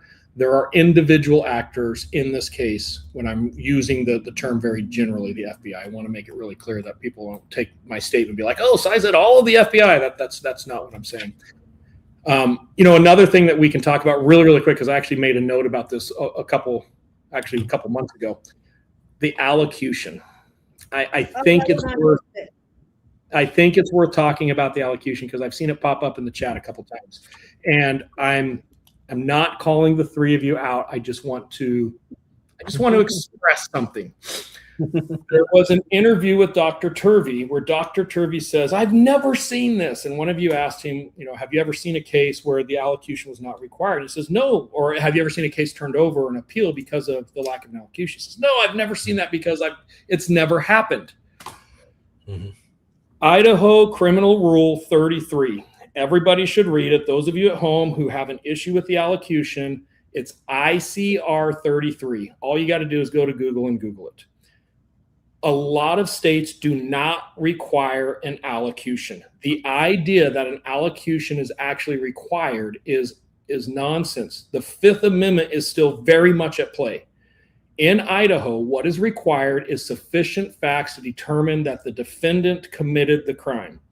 And I heard Dr. Turvey said he never did that. Well, that's not true. In open court, Bryan Kohberger admitted to murdering all 4 of these victims. He said, the question was, did you murder? And they went name by name by name, to which he responded yes to on every single count. He was then asked, were you clearly thinking when you committed these crimes? He said yes. He was then asked, were you promised anything to take this plea deal? No, I was not. Did you enter the house with the intent to commit these crimes? Yes, I did. That satisfies all that is needed by the state of Idaho. In fact, it goes above and beyond. At sentencing, the idea of an allocution being required that's nonsense. If I'm a defense attorney and I'm looking at the long game here, why would I allow my client to stand in open court and allocute to this crime? I'm going to do the bare minimums of what I have to do to meet the plea deal. So the idea that, Bryan Kohberger didn't allocute to this crime, well, number one, it's not required. Number two, he did establish significant factual basis that he committed this crime by admitting that he committed the crime. Mm-hmm. So I'm not sure where. If he said he didn't commit the crime, then would the plea deal go through? Yeah. I'm sorry? There would be no plea deal if he didn't agree that he committed the crime. 100%. But that's all the law requires, is that sufficient basis for the defendant to have committed the crime is all that's required in Idaho and a lot of other states. So when a defendant says, yes, I did it, that's all that's required. So, I've seen a lot of hubbub about the allocution. That is super normal. I have seen a lot of high profile cases where we never really hear a backstory or a full confession from a defendant. Like they still have that Fifth Amendment right. Now, it's not required, but could the judge require it in the case of, even though the law doesn't require it, is that still something that within the judge's discretion to require as part of a plea deal? No, not in Idaho. 33 specifically says the judge can only allow the opportunity of the defendant or the defendant's counsel to make that statement during the actual sentencing. But there's no, the statute's pretty clear, or the criminal rule rather is pretty clear. It's not a requirement. I could certainly see why nobody would want an allocution in this case. 100%. I would have fallen off the couch if I saw Bryan Kohberger do an allocution in this case. Like that doesn't surprise me at all. Well, we've fallen off the couch for other reasons there, Cy. On the night of the murders, were there any plainclothes officers working that night that you're aware of? I have no idea. I've heard a lot of different things about a lot of undercover officers and undercover officers driving vehicles that aren't accounted for as undercover cars and people being in the area. I think we got to remember the size and resource of Moscow PD to start with. Like, we're not talking a big agency. I also think we have to understand this was a fairly normal night in Moscow. So, you know, the idea that all of these undercover vehicles are all of a sudden roaming Moscow, it's hard for me to understand where those resources came from and where they disappeared to the next day. It kind of goes down that conspiracy hole pretty far for me. We do know that there was, in March after this, so a few months after this, there was a big drug-related arrest in the area, not necessarily in Moscow, but there are ties between some of the people who were arrested in that and some people at University of Idaho. So there would have been a lot of federal agents kind of in the area involved in that. It's possible. I would not rule that out at all. But, you know, if I had, I just want to frame this. If I was a federal or a state officer out and about the night that these murders happened, why would I not make it very clear that I was out and about working this drug investigation and here's what I saw or didn't see? You know, I think the absence of that, again, now we're going to the conspiracy where we have these other law enforcement actors who have nothing to do with the investigation themselves now have to be part of it for that to exist. It's very common also in big cases like that. You know, there's a lot of tracking on officers as a whole these days between vehicles and resources and all of that. And it's very common. I can't say specifically to this case, I'm just talking generalities. It's pretty easy to see who's on duty, who's off duty, and what they're doing. It's rare that we have a bunch of cops running around town without anybody knowing that they're running around town. I'm not saying it's not possible. I'm saying it's pretty rare.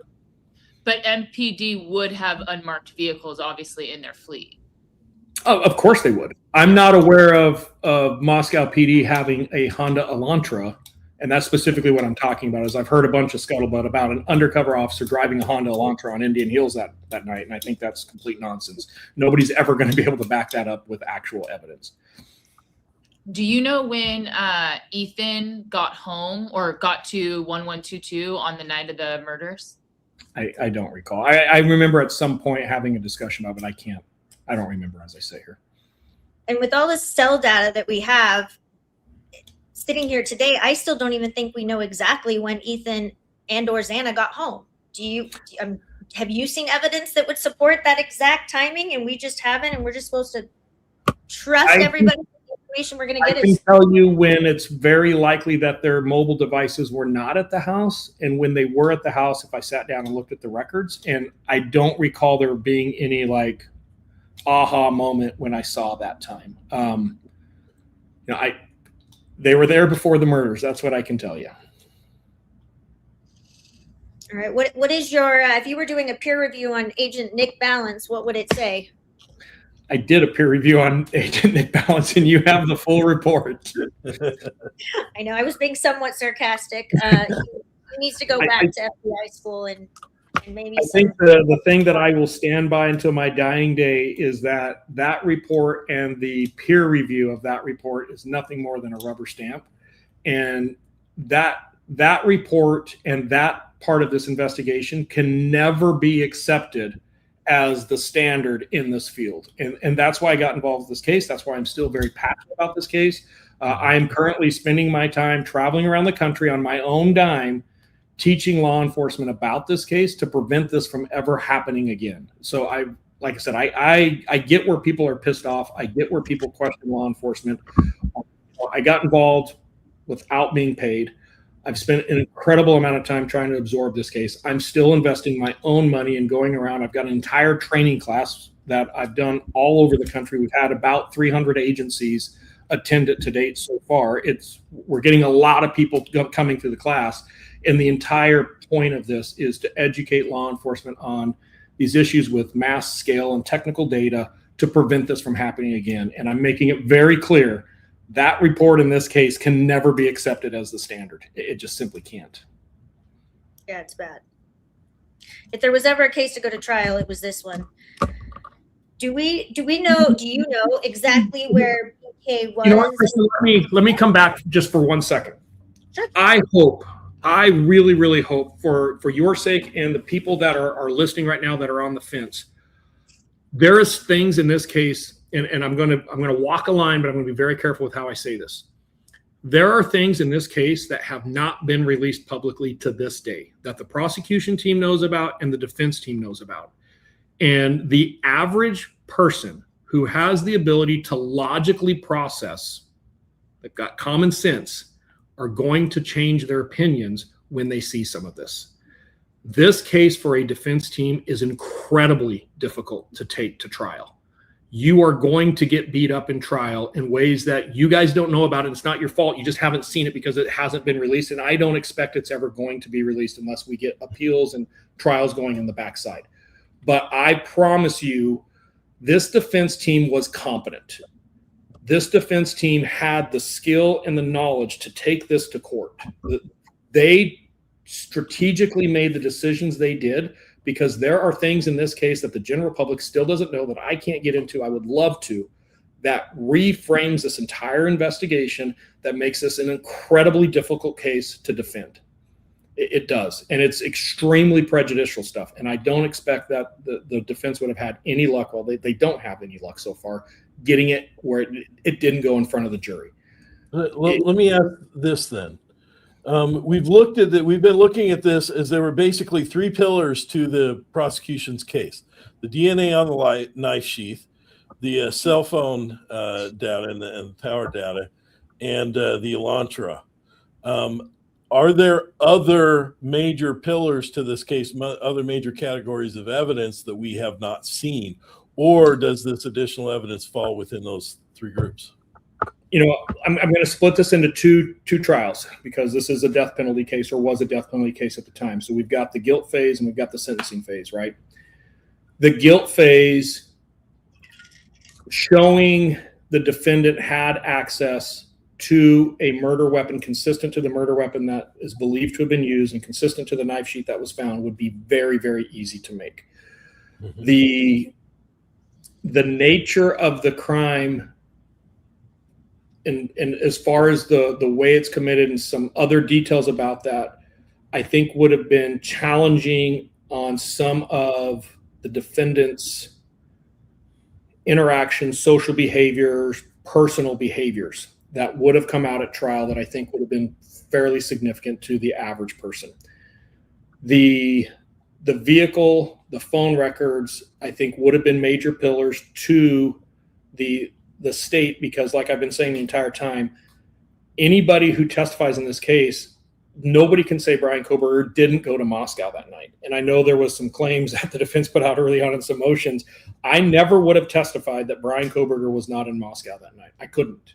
And neither can anybody else.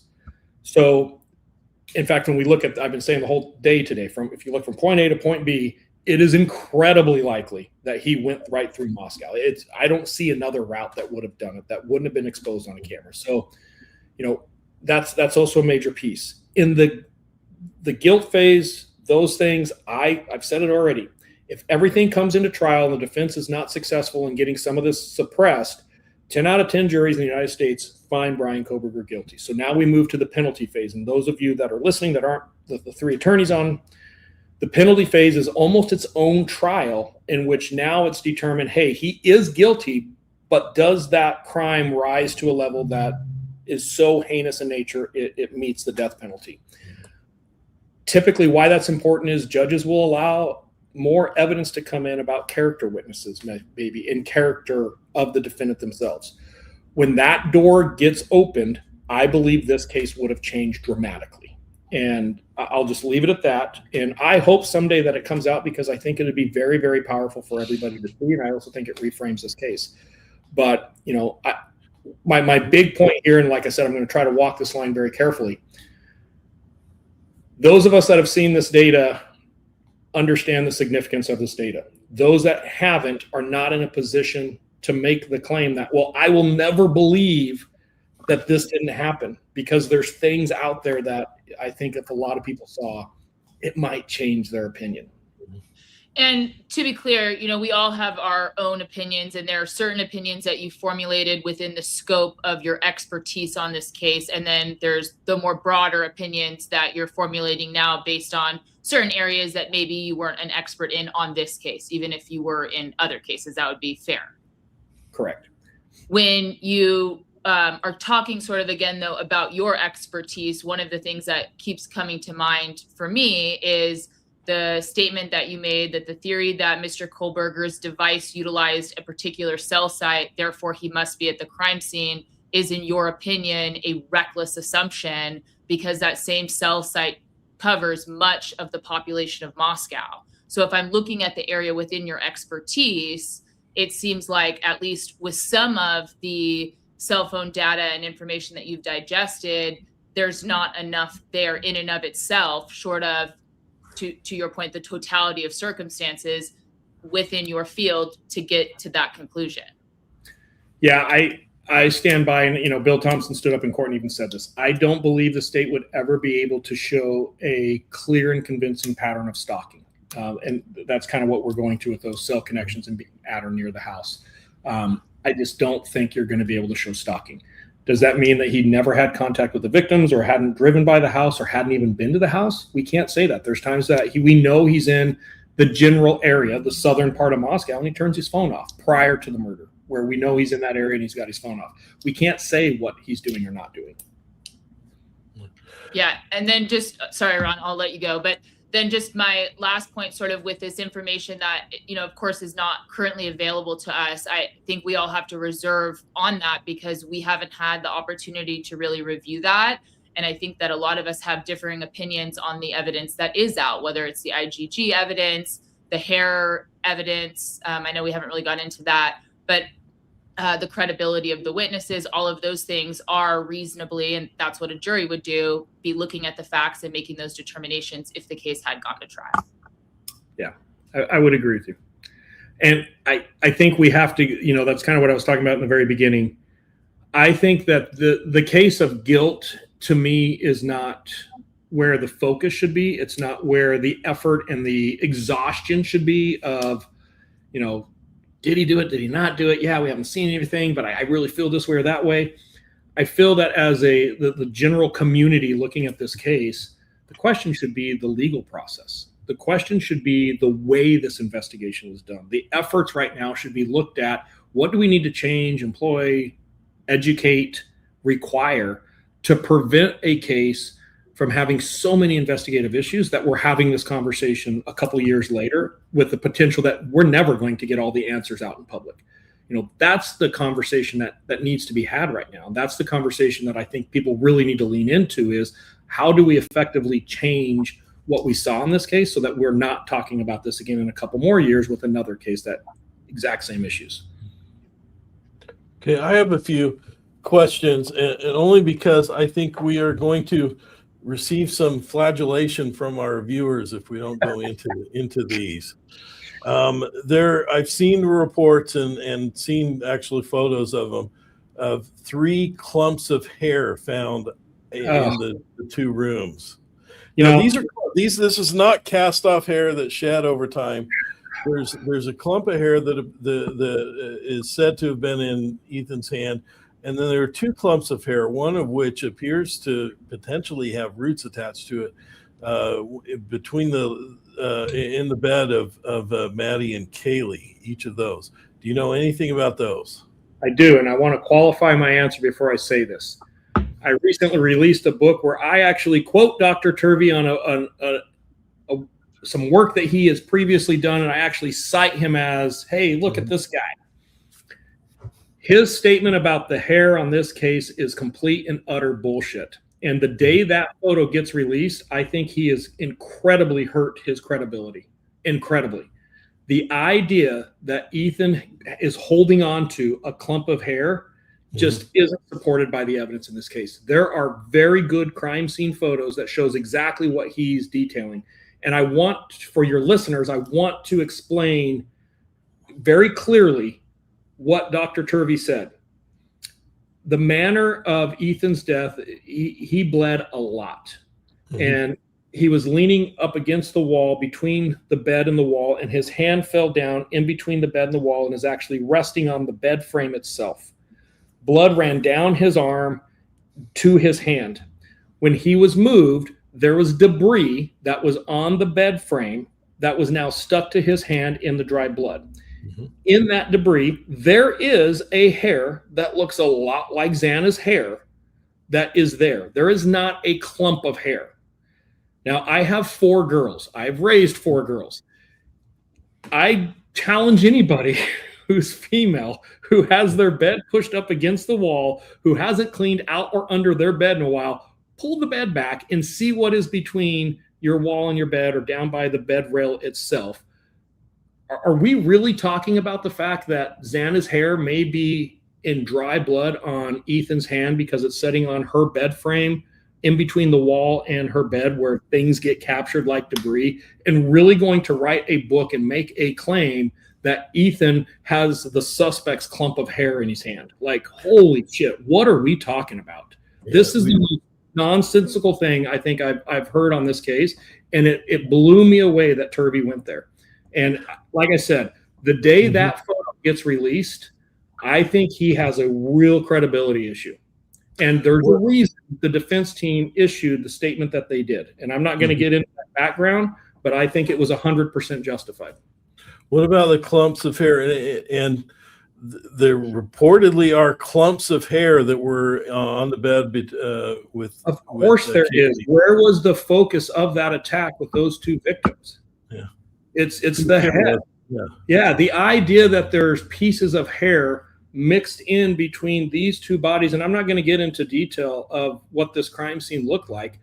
I would be blown away if there wasn't remnants of bloody hair there. If they didn't find bloody hair there, I'd be like, well, there's a problem.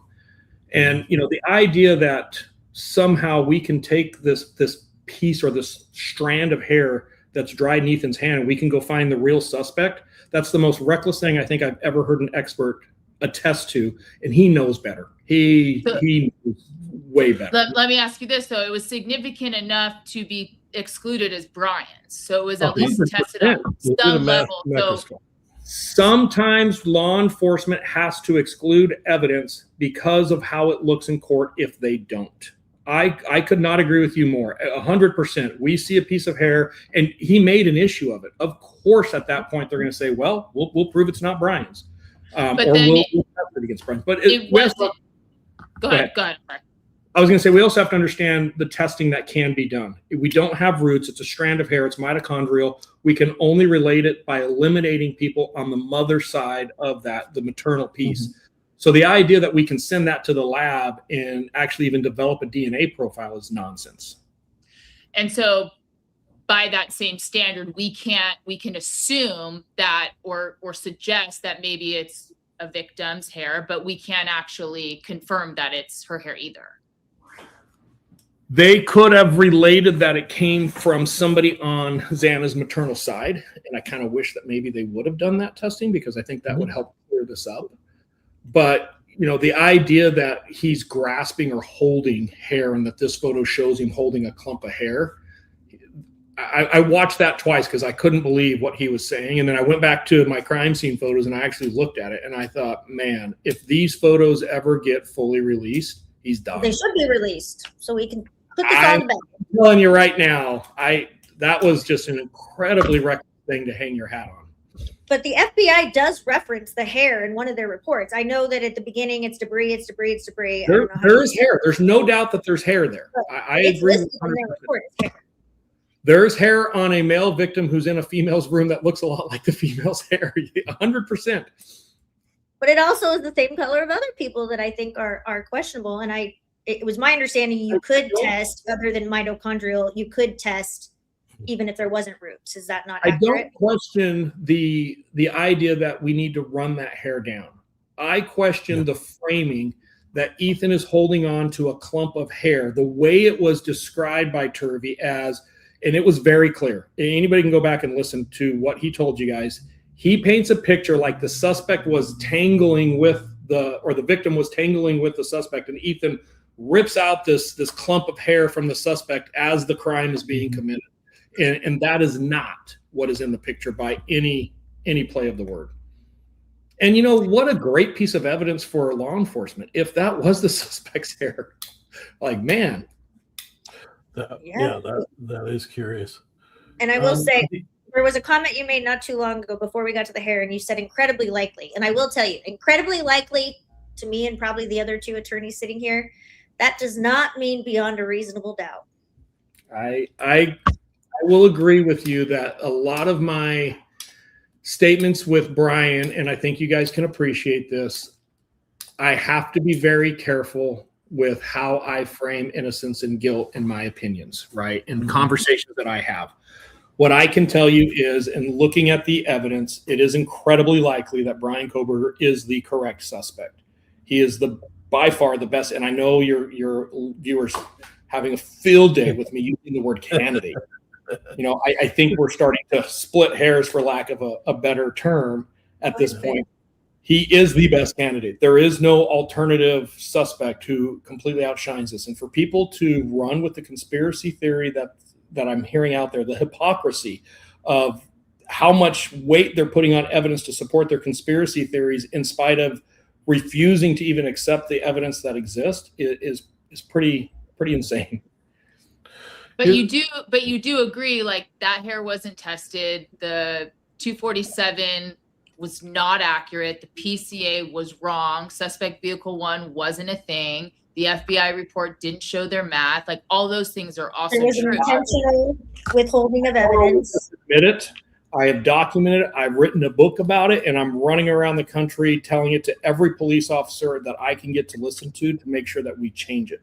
100%. The legal issues surrounding this investigation are mind-numbing. I couldn't agree with you guys more.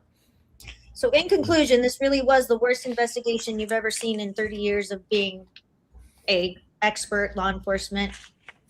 Let me frame that. This level of a crime, with the authority and resources that were provided to solve it, yes, without a doubt.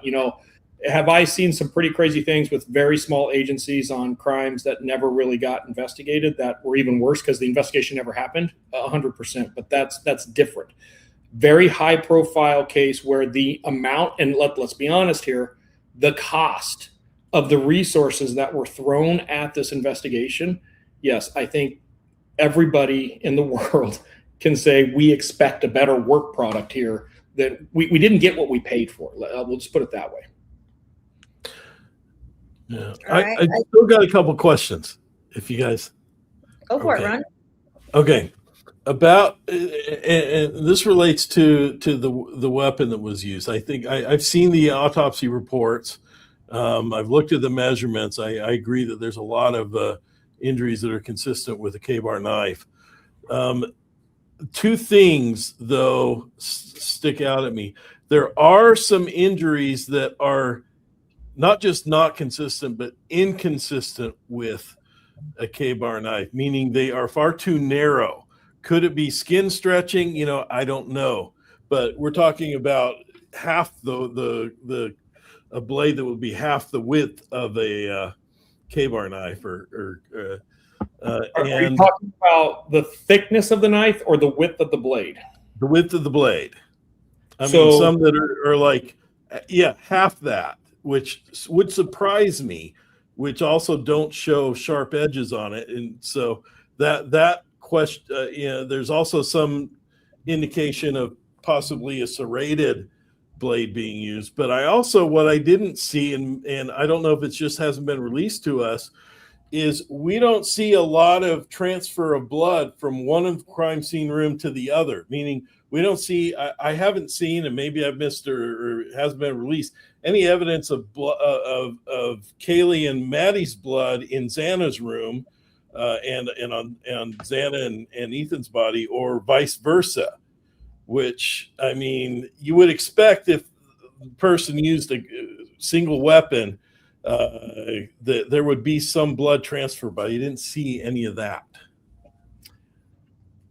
Yeah. So the first piece on the width of the knife, I think it's important that we all agree we have to understand the depth to put sense to the width.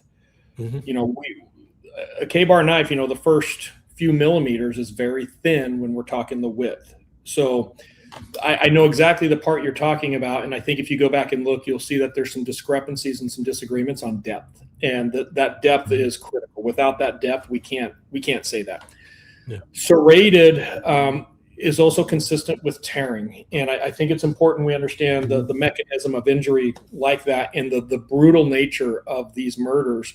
There's also some tearing, which can also be looked at as serrated. And it's because just the sheer force and volume. Same with the blunt force. The blunt force can be, some of these blows not landing necessarily knife tip first. So all of I haven't seen anything there that would be concerning. Like I said before, I have done blood spatter expert testimony before. I was a subject matter expert with blood spatter.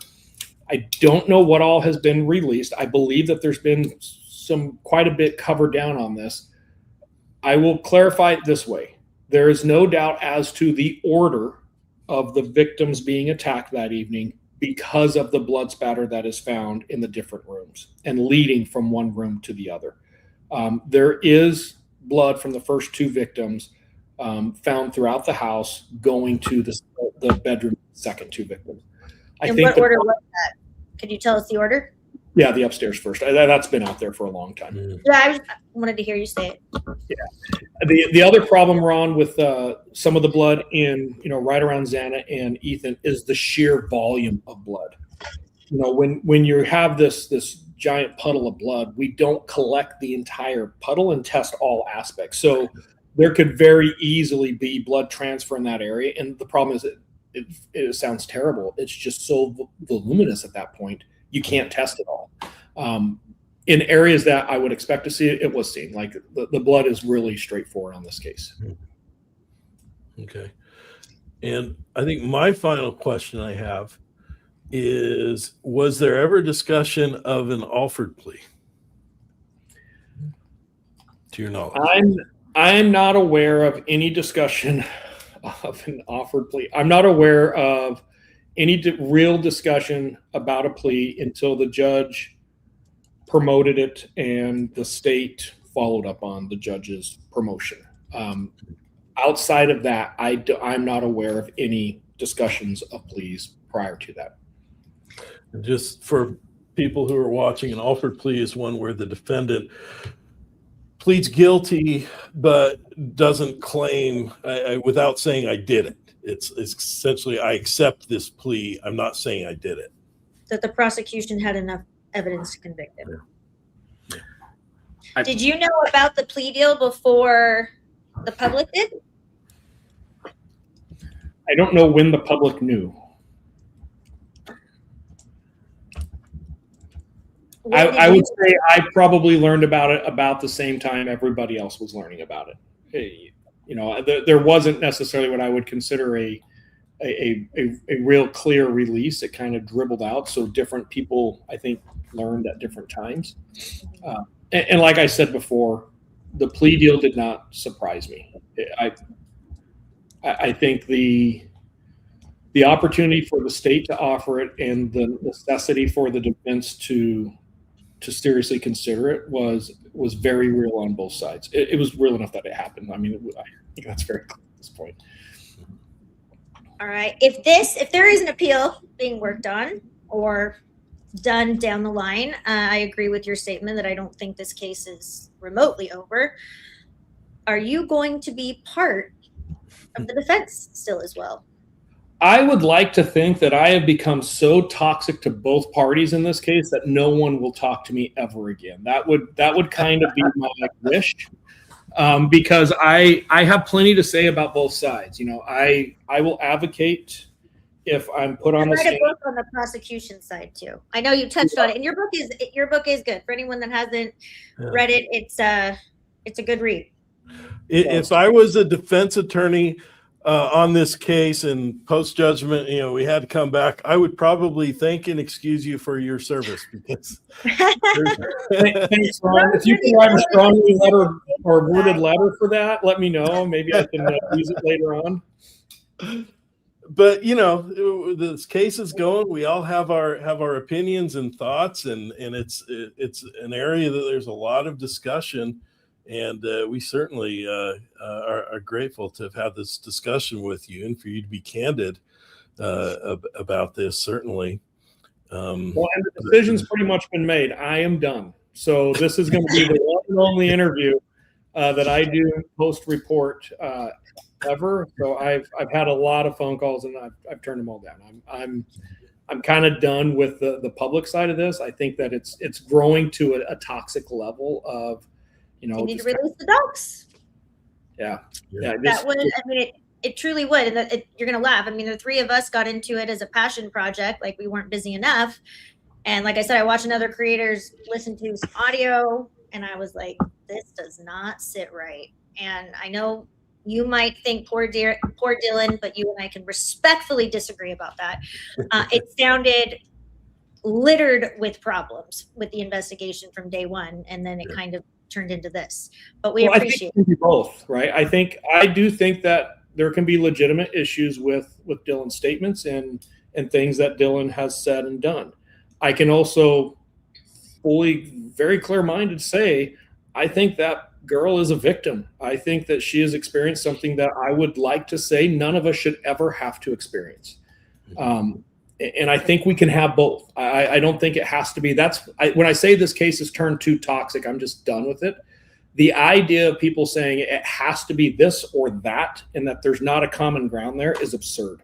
And I just, to the point that I'm done kind of arguing that piece of it. You know, both of these things can exist. Dylan can have made terrible decisions that she can't account for, and she should have to answer at some point for, like, hey, why did you do it like this? Like, I couldn't agree with you more, but at the same time, she is a victim. She 100% experienced something that I would not want my daughter to experience. If my daughter was going to college and did some dumb shit like Dylan did, I would be like, what the hell's wrong with you? And then I would give her a hug and think, oh my God, I'm so sorry this happened to you, right? Like, there's an empathy piece to everything about this case that we can never lose sight of. You know, there's real victims, living victims today, that are having to deal with this nonsense. I feel for the families having to go through this toxicity. I feel for the friends and relatives. It's kind of gotten to its own stratosphere, if you will, and it's disturbing to see.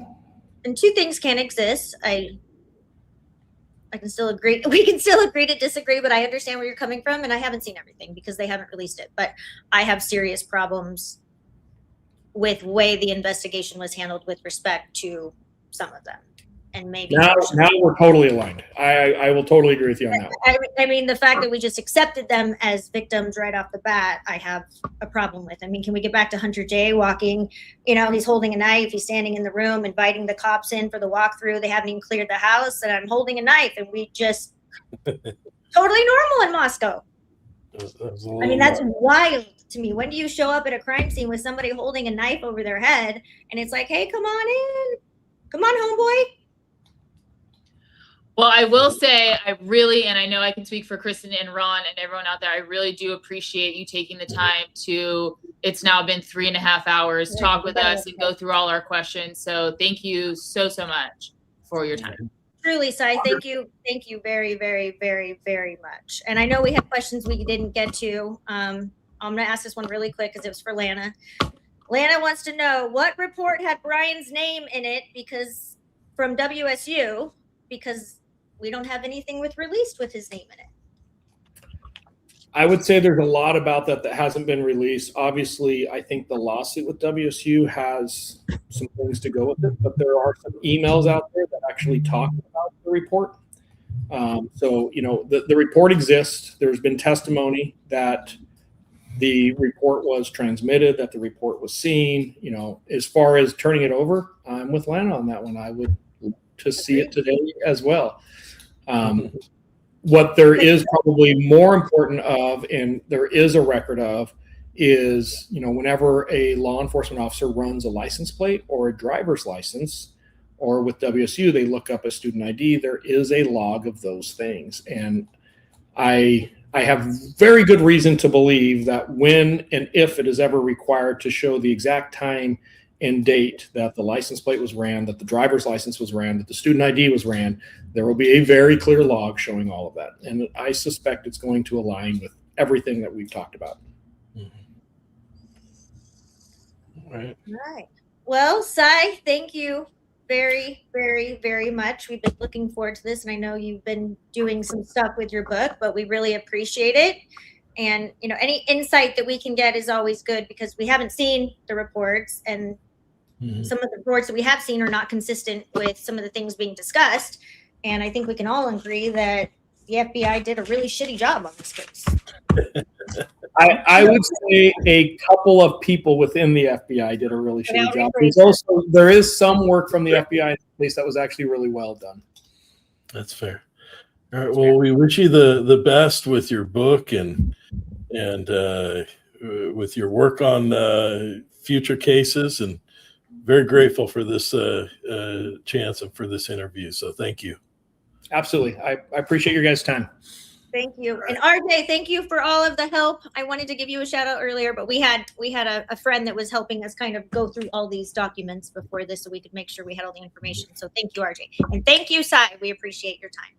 And everyone else in the community was so helpful with helping us come up with questions, and we really appreciate it. Thanks, guys. All right.